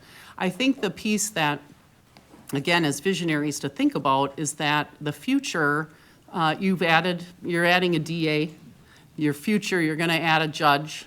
And so, you know, at some point anyway, you're gonna need this person. So whether it's this year or next or the next, I just wanna let you know, like, that's where we're at. So, moving on to reclassifications, these are requests, again, that come from department heads that say, I'd really like to have, I think we need to reevaluate the pay on certain individuals to make sure that, I think they're being underpaid, and I'd like that reviewed. So we got facilities, the facilities director, highway, the request to move the senior cost accountant to an office manager, clerk of courts, all 5 total positions, would like a reclass and look at that. Land records, 2 positions there, health and human services, admin specialist. In the judicial area, all 3 positions listed, corporation counsel. This comes out of my office and saying, last year we did a review of corporation counsel, and we brought that position to the bottomest tier in the block, and we said, hey, is that high enough? And so I wanted to review it again because, again, I think that there are positions that are critical within county government, city government, right? Your corp counsel is. So whether Susan's here or not, we should be competitive, right? In making sure that if Susan would move on, we have the capacity to hire someone really good because we know what someone really good is like. And we have to make sure that you have someone really good in that position. So total cost of reclassification and benefits, $57,116. So if you remember from last year, we did quite a few reclassifications last year. Then I just showed you this list of quite a few reclassifications. We did a wage study in 2000, I don't want to say the wrong number, 2020. Or 19? 2019, and then it was implemented in 2020, before Right. I was here. So it's just, that doesn't seem like a long time ago, but it is a long time ago because of all the wage increases and inflation, right? So my recommendation would be, it's that we do a wage study again so that we stay on the appropriate scale and that we're where we need to be so that we're not making all of these reclassifications. Estimated cost to do a wage study, 50, and then what would come from that is in the beginning of the year, we'd put it out for proposal and get that, and then in July, we would implement that. So what I set aside is an estimate of $30,000 to cover whatever increases come out of that wage study. So we would be covering 6 months. And so the estimated cost actually would be $60,000 that I'm setting aside, but we'd be covering 30. So we'd need to consider that in 2027 as you build the budget and saying, okay, now we got a full year of wages for those positions that were changed. Okay, so recommendations on those reclassifications. Facilities director, I want to hand these out if you don't mind passing that down. This is just for your own use I'm not going to go over this right now, but you can look at it as we're talking. these charts list all of the counties that we compared to and that we could get information from. Sometimes positions are not named exactly the same, or they're not duties. So on a few of these, we don't have as many comparisons, but for the most part, we have, you know, a good comparison group that we're looking at, and where we are, what's the average wage, where we're at on our current grade level, and then proposed. So to start with, the first one on this list is talking about the facilities director. So as you can see, the facilities director is under the comparison as far as within those counties. So the proposal is to move that position to up a grade, which is in line with that. But as a add-on, I guess I would say, in talking about where we talked about that 50% person coming from the DA's office to help, is the addition of responsibilities to that position where Jeremy would then oversee parks manager. The parks manager still has his own duties as far as all of the different ways that he's managing all of outdoor recreation. Really, that is not just his title as parks, right? He's waterways and snowmobiling and trail development that we're talking about. So he would continue to do those things, but he would have the support that I think Jack is looking for, support also from, because he requested an office assistant. So he would have support from that office assistant that Jeremy also, Jeremy, of course, would lead that discussion and how that would work. And then, you know, the change that I talked about, the garbage drop-off, Jeremy would also then lead a county safety team that we are lacking right now.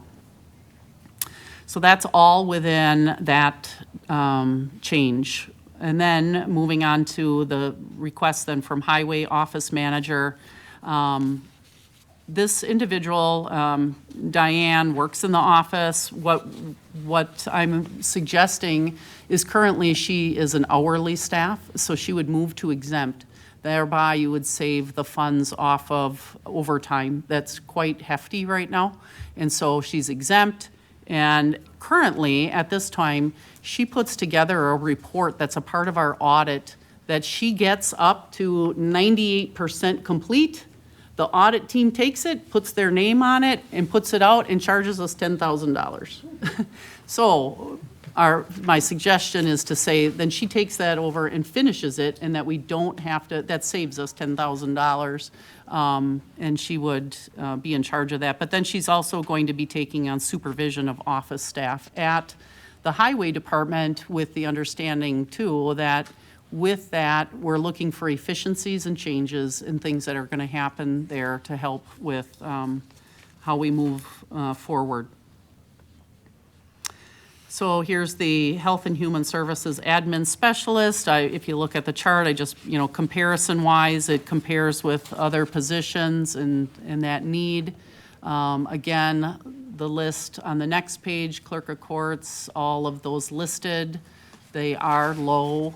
And so we move to put those into the average wage range. And I think this is where I want to share with you a little bit of a conversation, because on all of these previous, everybody that I've shared with you is below the average wage, and I'm working to get them into the average wage. On the next page, you've got two requests here, or three requests from the judicial office. The register and probate does show up as low. And so I'm suggesting, yes, just like we have done with everyone, we should get them into the average range.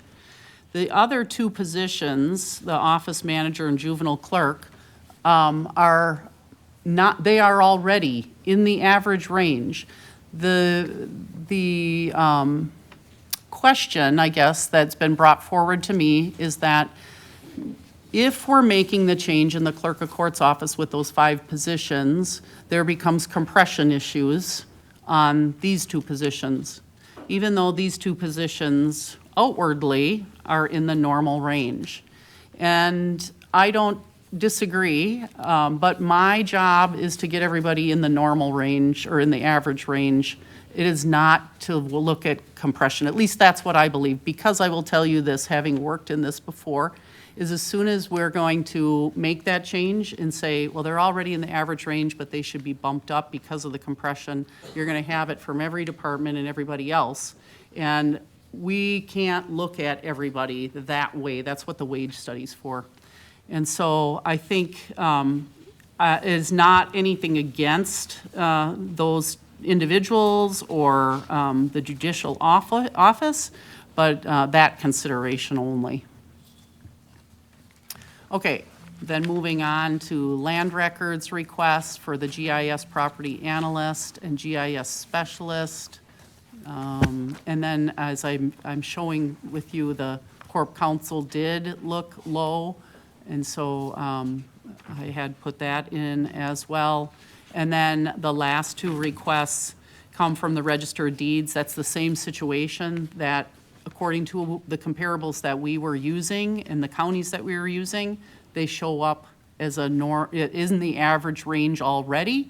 So I think if they are low, we will find that out with the wage study, and then that would be brought forward for change. Any questions on all of these reclassifications first?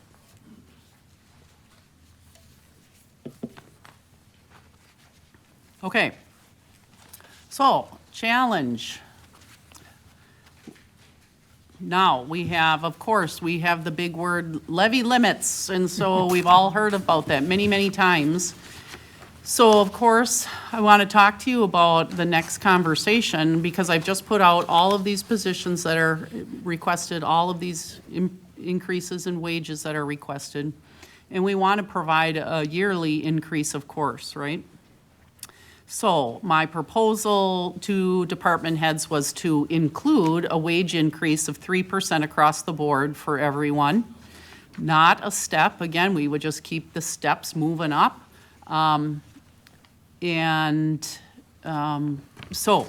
I'm sharing this with you first just to show you that's what the total cost is to provide a 3% wage across the board. Doesn't include our union, of course, because they're separate. So my question then is this. This is where I look to you for some guidance as well. And my thought process is, we're going to do, if you agree, and we do this wage study coming up at the beginning of the year that I recommend, if you go with a 3% increase, you may be pushing people higher than what you need to. That's a question, right? We don't know.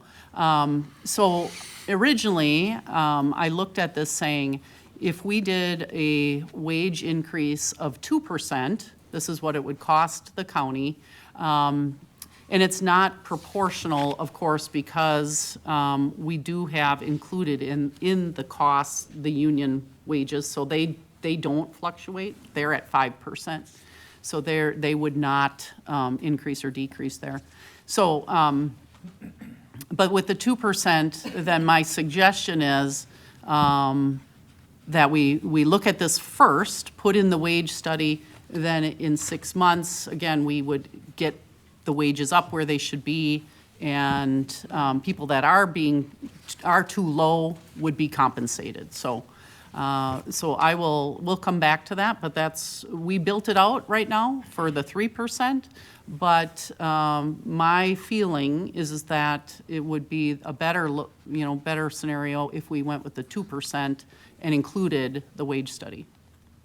So moving on to the next challenge, health insurance increases. Oh, these are just not fun to look at, but so important in our world.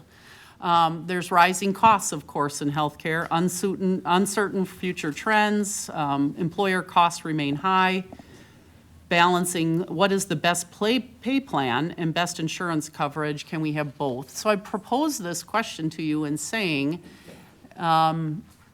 because these are the conversations that happen everywhere, right? We want the highest wages, any one of us does. But can you also have the best insurance at the same time? And I think in the private sector, that's where we've seen really competitive wages, but the health insurance has backed off. And as part of that conversation that's happened is because young people, right, they're not thinking about the health insurance aspect quite as much. And so there has been that back off, and because they want to promote the wages and people want to make money. Also, a lot of times young people feel, at least these are the conversations that I'm a part of, is that they feel, I don't know what's going to be there for me 30, 40 years from now, so I want my money up front. So part of the conversation is how do we equally balance that? What's the fair split? This is what we did last year. We took 88% of the lowest cost Tier 1 plan, which was the court's plan. In years past, we've always had multiple Tier 1s to work from, and so we could get a better rate. This year, there's only one. So under the model, if we stayed with this, we'd be paying, the shift would go to the county a lot. So if you look at the numbers, right now, in 2025, a single plan with dental is $111.91, family $274.70. That would shift to $36.85 for the employee, and for the employee, $86.88 instead of $274. So you can see the shift, and then if you look over on the right-hand side, you can see the county would be shifting from $820 to $1,050 and $2,000 to $25.88. So, and the entire cost for that is over $1 million. I'm bringing this forward to show with you it's just not sustainable, and there has to be that partnership with employees on health insurance, and to what level is also a question for you, but I want to first show that would not be sustainable. So the next slide shows if we take 88% of the lowest cost plan, again, court's plan, this shifts equally between the employee and employer. If you look at that, there is an increase to the employee, but it's minimal. The county still takes on a far bigger portion of that. And that is the total cost, $645,000 and some change. So it looks a lot better than that million. I'm just bringing this forward to you again and saying for consideration and to think about as your leadership and thinking about is, do you reduce it further than that? These are the questions of the new employees. How important are the new employees? How would you pay for those? You know, we can look at attrition, but right now, again, the wages, so these are questions that I bring forward. What's the priority, and do we look at reducing that further, or keeping it about, you know, as stable as we can? Another consideration that is this balance that I talked to you about of having high wages in a really exceptional health insurance plan is that it's hard to really do both because you can't afford it, unfortunately, because we'd all love it, but we can't afford it. So one thing that the county does that is very nice, but they pay for the deductible. So while an individual is getting a really good health insurance plan and good coverage, they have zero deductible, which is highly unusual in today's world. I know I talk with people all the time, $4,000, $6,000, $8,000 deductibles. Not that I say it's nice, but again, and you as leaders may say, nope, that's a priority, we got to make sure to keep it. I'm saying it costs us a lot. And again, what's the responsibility of the employee to help out? Because if they want the highest pay, then you got to bring this down. If you don't want the highest pay, then we keep the really great insurance coverage. So, I think as we continue to move through the process, we'll have to look at, again, where are all our revenues coming from and what can we and can't do. Yes? Is the numbers you're using here, are they what is, did ETF give us information Yes. earlier? Yes, they did. Oh my God, so usually it's not till October. Correct. So these are what ETF has right now? That's right. Okay, thank you. An 11% increase. Thank you for that question. And normally, we have these conversations later. We had this later in the year last year, but that's why we can have this conversation to start now. Thankful. Yes. Thank ETF. for Yes, doing this that is- sooner, but 11% is really high. so. Right. There are multiple, but the one that's in our area and used is. Yeah, do you want to talk to that, Shelley? There's like 3, there used to be 4, sometimes 5 different choices. People would go to buy for every. Right, and it fluctuates every year. Goes up and down Yeah. but you said they only give you one. No, well, there's multiple. You want to talk to it? so there Can you come up here to the microphone? Turn it on. Shelley's our expert. She's a genius at this. She is. Hello. Yeah, so being an ETF, we have to offer the employees all of the health plans that ETF has available across the entire state of Wisconsin. So that's like 20-some plans. So that's not changed. It's just out of those plans, there's maybe 3 that are actually in our area, like within Trempealeau County and surrounding counties. So what's a little different for 2026 is ETF does this tiering system. So they decide which healthcare systems that are within Trempealeau County deserve to be designated as a tier 1. They offer, like quality of care, they have certain services available, specialties, that kind of thing. Well, for 2026, ETF said there are none. Courts West is currently, right now, in 2025, designated as a Tier 1. And that's what most of our employees have chosen for their health care insurance for 2025.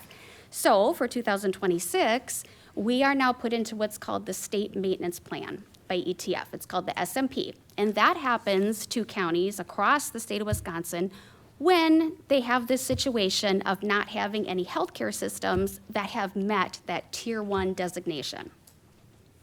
And basically, the SMP is really like Dean Health Plan. That's the network that people would see providers under. So yes, Courts West is still an option for employees to choose from. It is not considered a Tier 1 anymore.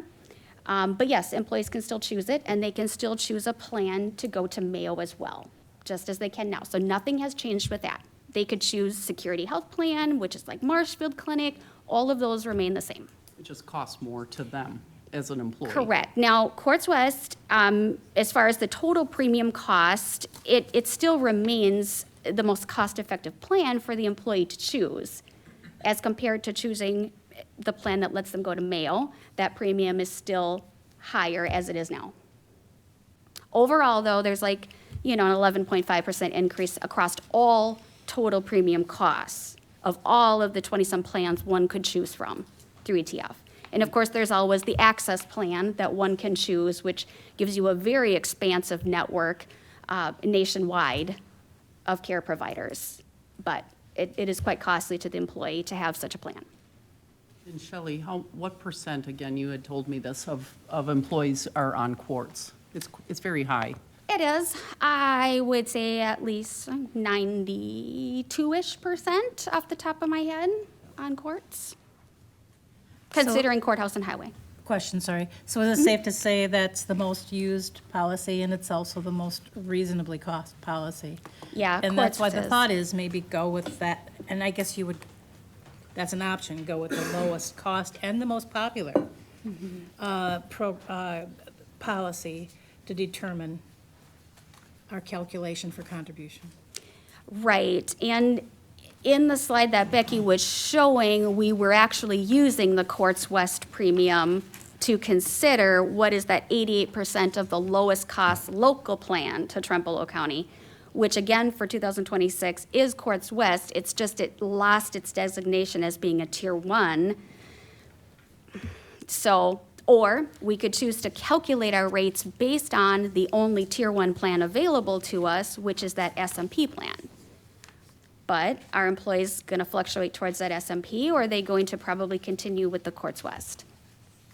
Yep, Quartz is Gunderson, correct? primarily, yes. Okay. Yep. And that's here? Yes. La Crosse? Yep. And I just learned recently through Quartz that if you're dealing with some cancer issues, they use UW Carbone Cancer Center. So I'm happy to report that. Sure, yep. Again, part of this conversation could include, does the county shift more than what we've done here to the employee? So right at this conversation, right, we based it off the 88% of the lowest cost plan. The piece that this conversation that impacts, if you'd go lower than that, is the union.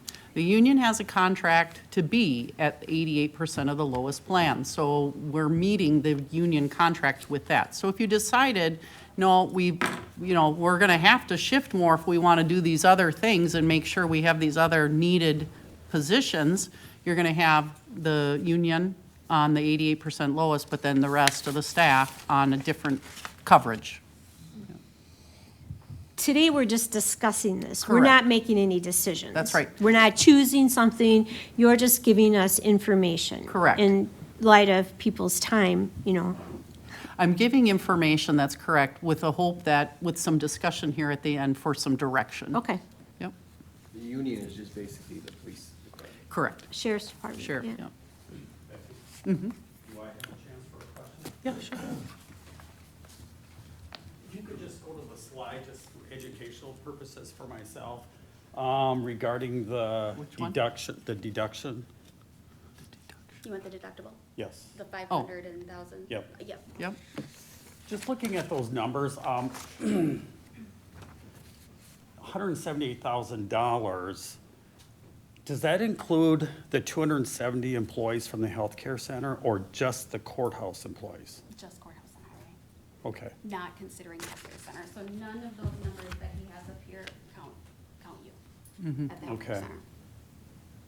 because that number seems high to me. How many approximate employees do we have at the courthouse? I thought there was like 340 total in the county minus, you must have more than that. Over then. 500, yeah, but I don't know how many, like, are insurance and everything, A lot of yeah. our folks are on that family plan, and we paid 1,000 towards that. And then for all the single plans, we're paying 500 at Trumbull Okay. County as the employer. Mm-hmm.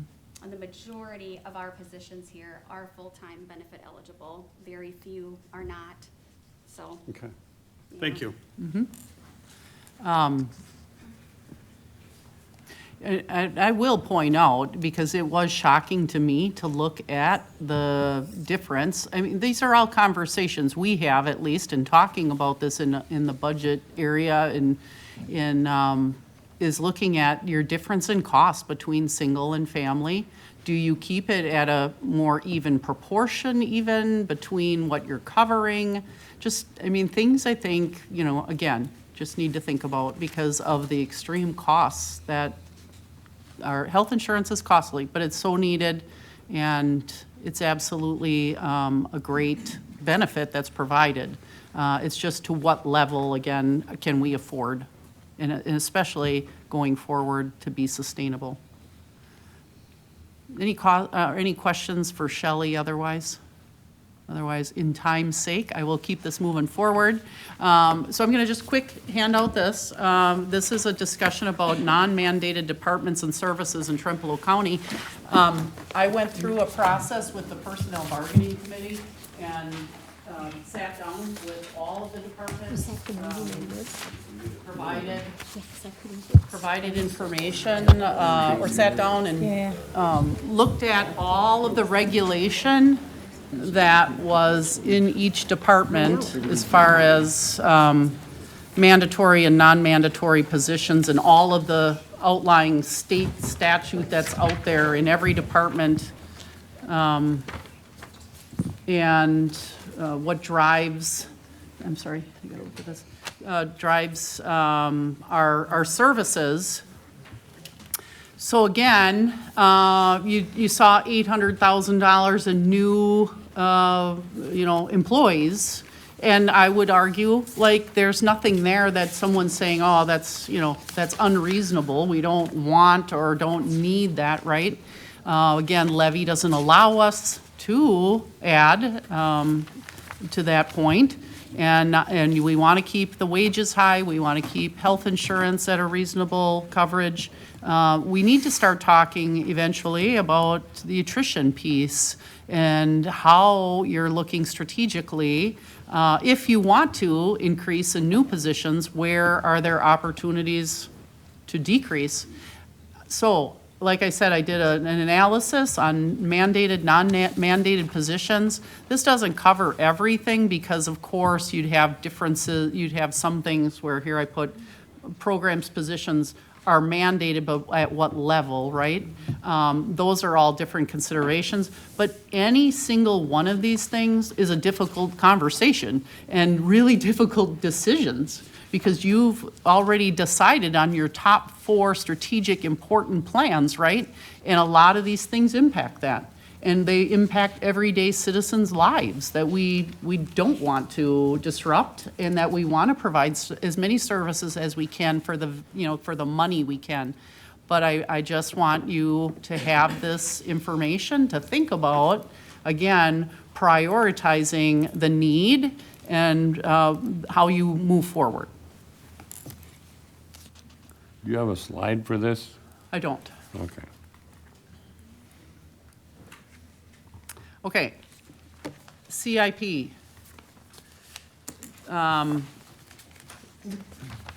So we've adjusted so that this is including now 2030.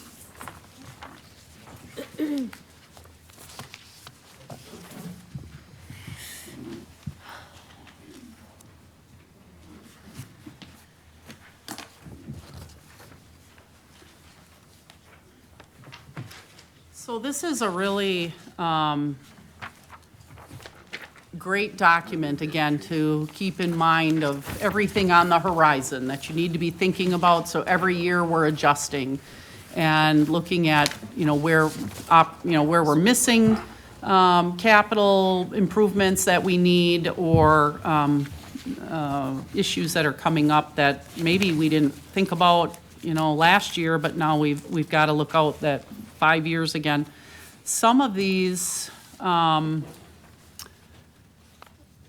KIP plans, we look at 10 years. So, we may want to start like looking a little bit broader. I think that the 5-year was a good start. But I think it's also important as you look at infrastructure needs, that is not bad to keep on, to maybe even expand that. So I'll just throw that out there.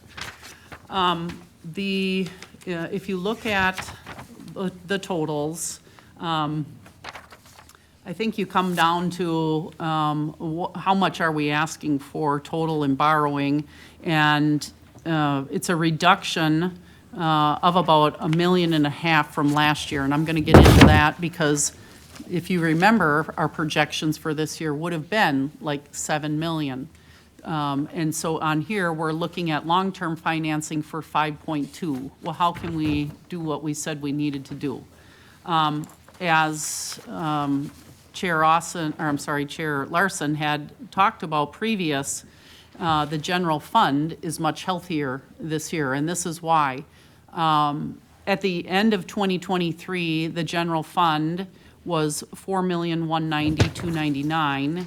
At the end of '24, it's $8,868,329. So previous, we were just under 25% of unassigned fund balance compared to our general fund expenditures. Now we're at 47%. It's a very healthy general fund. How? Well, we had in 2023, $2 million that was set aside for road projects that didn't happen. So that 2 million is still there, so it comes back into the general fund. That's part of it.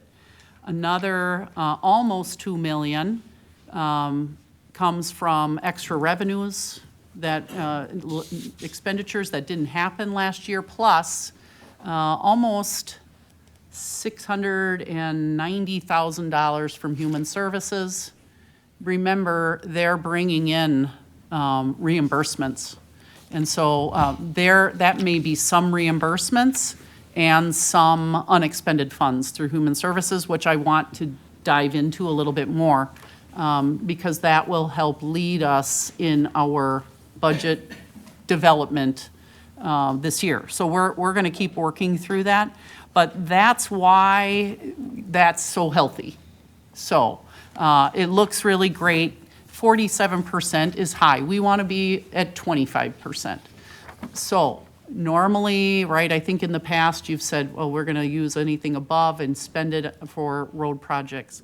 So this is my recommendation, at least. And again, I'm working with Government Solutions, the guys talking through all of this. And so it would make sense, I'm saying, why would we borrow, right, when we have that kind of money sitting there? So rather than, the highway department did put forward additional projects in their planning to, that would have put them up 1.5 million more than where this is at. So what my proposal is that we wait until the end of the year. A lot of their projects aren't known and they don't complete until the end of the year. They don't have to bill out until the end of the year or pay out till the end of the year. And so at that point, we can take from the general fund to pay that off, depending on up to $1.5 million. The other piece, to me at least, I like to be a little bit more conservative, and especially right now when I'm hearing varied things, right? I'm a part of the National Counties Association, and there's a lot of talk about shifting costs that may come to the states and to the counties. So I just think it's better to be conservative at this point and just wait and see what happens this coming year. So that's why I tend to say, while it is high, we can do some planning within 2026 also in looking at that. So that's why we're at where we're at. I think most everything on this list is pretty self-explanatory. I did put in the one hot button topic again of the rec facilities and economic development projects of $500,000. The conversation around childcare still continues. And so I am still working through this number to see if that's an appropriate number. We borrow money and we have to use it within 3 years. So I don't want to unnecessarily take funds either. I have thoughts and ideas that I'd like to bring forward to you to talk about more, but I want to have a few more conversations. So by the October, when we're bringing forward budget, I would have a solid number for you there on what I'm bringing forward. That doesn't mean, of course, that this would have to be accepted or followed through. I'm just saying that number is a little fluctuating yet. So the next slide just puts dates that I would like to continue meeting and talking through this, with the next one at the regular scheduled personnel bargaining meeting, where we would decide again, like we always do, on that health insurance plan. I guess at this point, love to hear conversation, thoughts that you have, and then, would be interested in direction from you on some of these things. It's a lot Said to this is a digest. Conservative budget? Do we have to be conservative and this is conservative? There is no budget put together. I'm looking for your direction. Well, we just got it too. It's pretty hard to jump all that. If you want to be conservative, that's up to all of you. And then you say, That was your statement. not doing this, That was your yeah. statement, not mine. My comment is being conservative on the general fund, on the unassigned funds. Everything. Levy, especially levy, too. Yeah, we have to be. We don't have a choice there. So, but where do you want to put the priority, I guess is my question. And I do believe in being smart with our money. So, everybody builds their budgets to look at, while they were increasing, they were also looking at areas, again, where can we take away from certain areas? So, they're careful, I would say.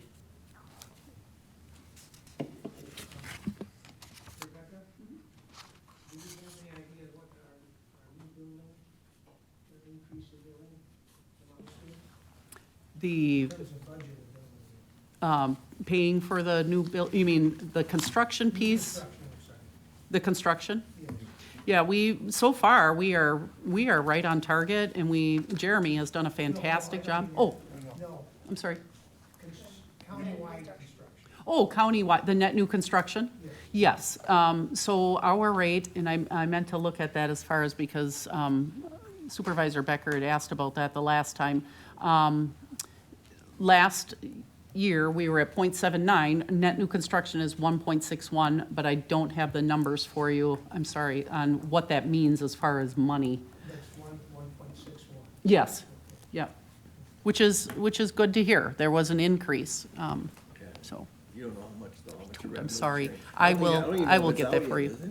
Pardon me? Is it out yet? What- Yes, It is. yes, I'm sorry, and I will get that for you.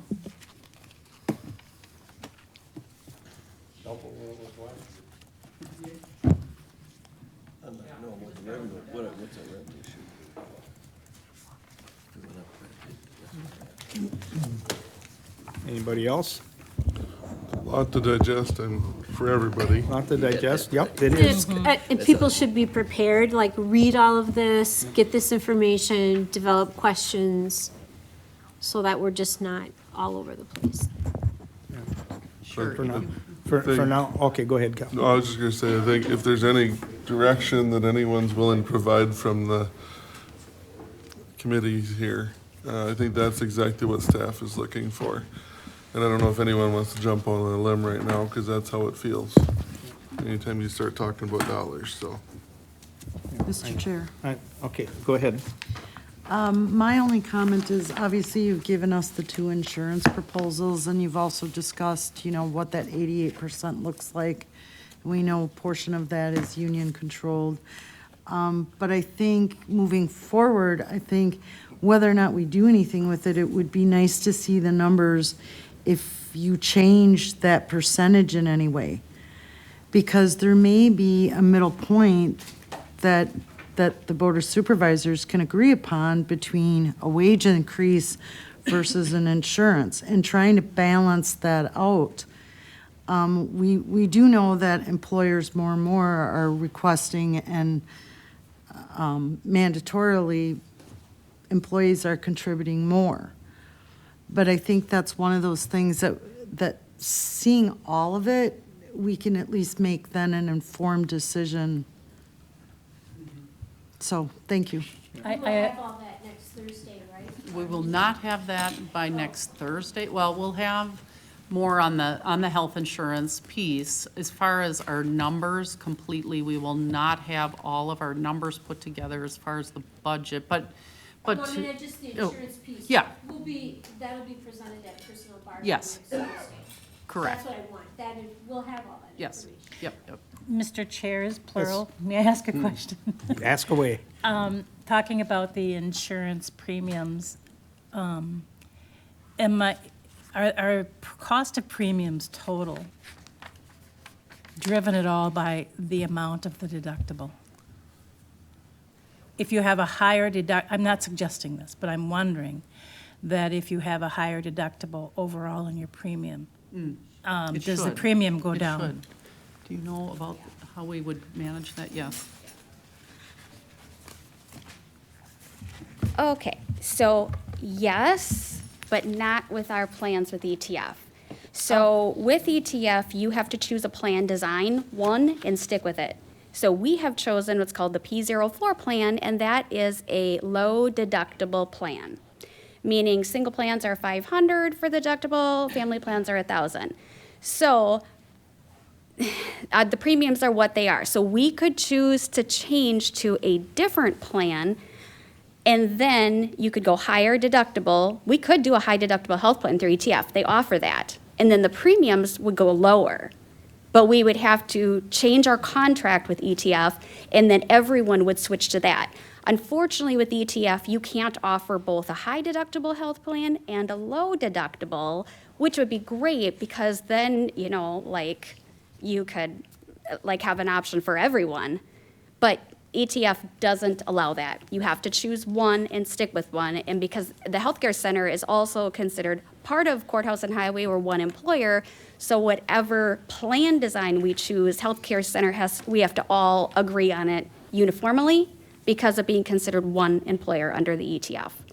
And when do we have to make that decision by? It's too late to change for Yeah. 2026, a plan design. Yep. I just want, for people out in the world, ETF is employee trust funds. We've been It- throwing that around. Yep, state of Will you Wisconsin, be at yeah. our meeting next Thursday when we have this insurance discussion? I sure will. And I have different percentage options Okay, worked great. up for you, like that Thank same you. type of handout that I always do Okay, for you. That will thank be you. there with alternatives besides just the 88% of the, you know, lowest cost plan. Yeah. Yes. Yep. Mr. Chair? Okay. Patty? How much, it says the deductible paid by the county is 100, costs us possibly 178,000. That's if everybody took the $1,000 deductible. On the average, how much of that is used? We've looked at that About. too, you remember? Right. We can bring that to PB if you want to see that. So, see, the way it works is we're in a self-funded plan. So we process weekly claims concerning the use of that money for that deductible. So it is possible that employee who we give that money to, that 500 or 1,000, doesn't necessarily use it up, well, as some others do. Oh, that's right. You Because- just pay it to them. So the money, we budget to think, okay, everyone's gonna use this money that we're giving you for your deductible, but it comes weekly out of our bank account as a person, you know, uses that debit card to pay a claim. And you would have to budget it at the full We rate anyway. have to, Yeah. because otherwise you could run short, yep, yep. Yeah, we are already. It was a little different. We had, where they Yeah. used to just give, you have to take your slip in and then they refund you. Right. So sometimes you only use half, sometimes you use quarter, but here, I forgot, here they give them the whole works. Correct, yes, and Thank it's, you. right, the Reminded me of that. self-funded plan, so it's hard to really predict what, until it comes out at the end, then we know how much has actually been used out of what we budgeted for. Yeah. Yep, for sure. Yep. Okay. Yeah. Surprised I'm saying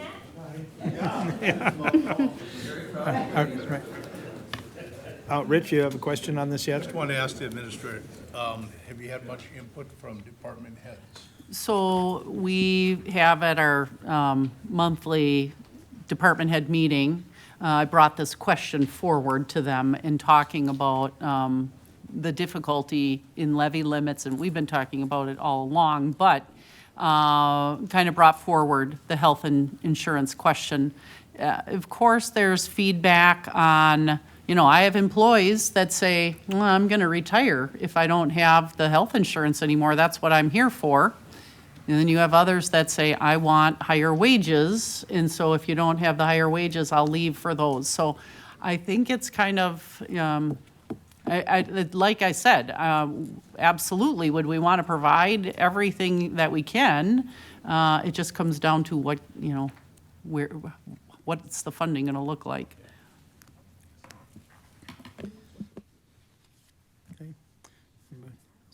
I will say, since I had the luxury of meeting with Rebecca and going over this a little bit yesterday, so I've only got one sleepless night in on this, but I believe that the the jail programming officer needs to be moved into the green category and find adjustments. I believe that's one that's important enough that we need to find a way to bring that about. This isn't like written in stone No, but, yep. Yep, yep. That's the only one I see that I think is I'll call it an automatic need. After that, we have to see where it goes and what we can find for funding, and I would suggest both committees look at these things and actually rate them. Where's the number one, where's the number two, and kind of look at it that way, and then see how far we can go. And to piggyback off what you said, Chair Larson, it seems like there might be some funding there for that position. Right, yeah, it does. So, Great. so that's one thing to consider. And the other thing that I've looked at is, I think we need to seriously consider the 2% raise instead of the 3% to try to free up money for some of these other things. That's my opinion at this point. What's that? This is just the beginning of the Yes, long yeah. budget I'm discussion. throwing that out there that that's what I've come up with so far looking at it. Thank you for presenting this. Yep. It's Yep. very helpful information, and Good. it's so clear, and I appreciate it. Thank you. Could we look at the dates? Because I'd like to talk to you a little bit more about that. Specifically, what I have on here is the October 2nd Exec Finance Committee meeting, which you do not have scheduled right now, and I just want to make sure I wrote that right. Because I was looking at the calendar and also talking with other groups, the government group, the Brian Riley through Ellers, and also Government Solutions. So October 2nd is a Tuesday. That would be Exec Finance. That's an additional meeting, and where everything would be brought forward then for discussion and to move on to the budget workshop on the full county board on October 13th. That's that extra meeting in the evening where we would meet and the whole board would go over it then. Again, we'd have on October 20th, any additional questions through the full county board. And then when we have our county board meeting during the day in November, we usually meet the second Tuesday of the month. The second Tuesday of the month happens to be November 11th. So we're closed, it's a holiday. So I put it down for Monday, November 10th at 10 a.m. And I wanted to just check and see, make sure that people would be okay with that.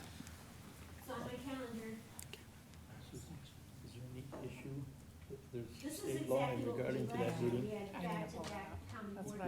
Okay. Yeah, yeah. Yeah.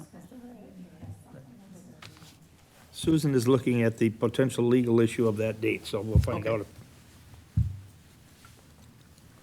The state We statute have to calls for a publish, we for have a to publish the budget, so we were looking at the 20th, and it did seem that that would work for us, so.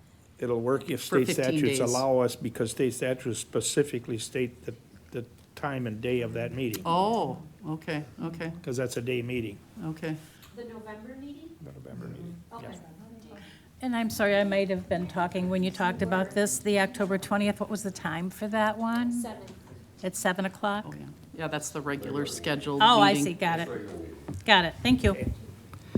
So I'm looking, if I may, Yep, please. I'm looking at Wisconsin Statute 5911 subsection 1A, and the last sentence there says, "When the day of the meeting falls on November 11th, the meeting shall be held on the next succeeding day."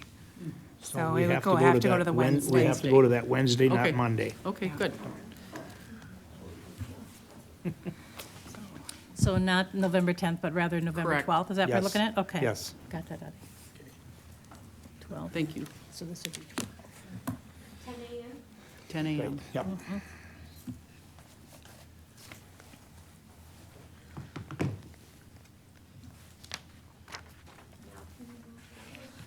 No, no. The meeting on the 20th, will that be at 6 PM or 7? 7 p.m. 7. Yep.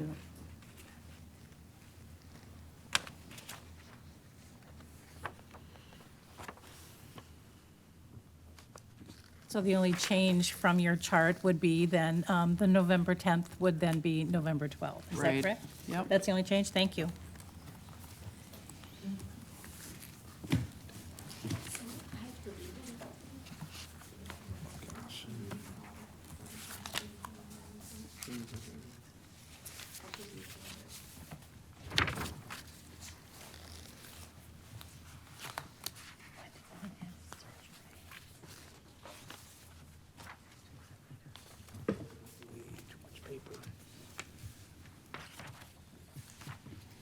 I should say, do you have any questions for these lovely individuals that are here?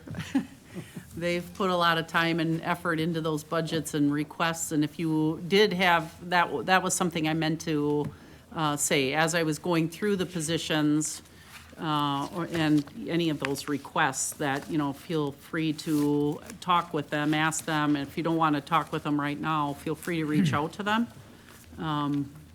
and get more input from them.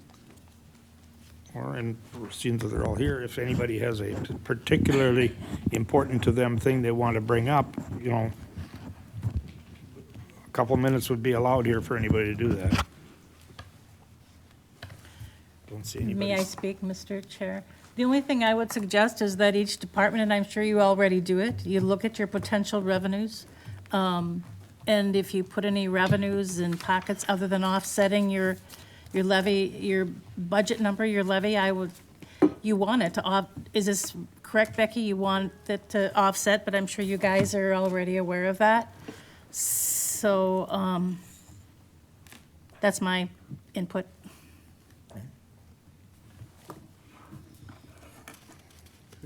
Okay. Anything else? I think that's the end of the Jerry? personal bargaining. Nope, go ahead. Thank you for just one more. You want to turn your mic? One more clarification. The budget number that's presented, as I'm looking at the finance director position, is the request including the healthcare center budget? Because I have a full-time, excellent finance director, and that budget is approximately, I think, about 35 million, Lori, that we oversee. So do those figures include the healthcare center, or does it not? Because I want to ensure that, we're secure in our operations as far as like positions. No, it does not. Thank you. Okay. Okay. If nothing else, the personnel bargaining committee is more or less covered. We have a meeting next week on Thursday, week from today, 8 a.m. Okay. And with that, I'll adjourn the personnel bargaining committee meeting. Sir, if I may ask that you not adjourn it until after. Oh, the whole thing? Yes, thank you. Put it on hold. Okay. Now then, we get, well, Thank you. I'll go with yes, but. We've got 4 members. We've got 4 members of exec finance here. Hey! Let's get going. We've got 4 members here. We're going to vote to go, I need a motion to go into closed session. Somebody needs to read the thing. I'll make a motion to go into closed session for Wisconsin statute 19.85, paren 1, paren C, considering employment, promotion, compensation, or performance evaluation data of any public employee over which the governmental body has jurisdiction or exercises responsibility. Members may continue to be present without further action during the remaining executive finance items. Okay, I have a motion. Do I have a second? I'll second it. Second, okay. Roll call. Stacia, yes. Turner, yes. Austin, yes. Dave Larson, yes. Now, can I allow Lottie to vote when he gets back from the rest area? Yes, we could pause it if we want to. But can we move on a little bit and call it? We do have a majority. Yep. Okay. Okay, we are now in closed session. Yeah, open session. We are back on air. We got discussion action on the items from closed session. So, Adi, did you have, I can make a motion to do you approve. make the motion, or do you want Susan to read what you? I make the motion to approve what Susan's gonna read. Right, okay. So the motion that was in closed session was to not adjust compensation for 2026 due to the contractual language. Okay, okay. Okay, is John still on? John, are you still there? Yes, John is here. Did he hear the motion? Yeah. Would you like the motion repeated at all, John, from open session? Okay, He has heard it. There you go. okay, I have a motion. I'm looking for a second. John Okay. seconds the motion. Seconds, okay. Any more discussion?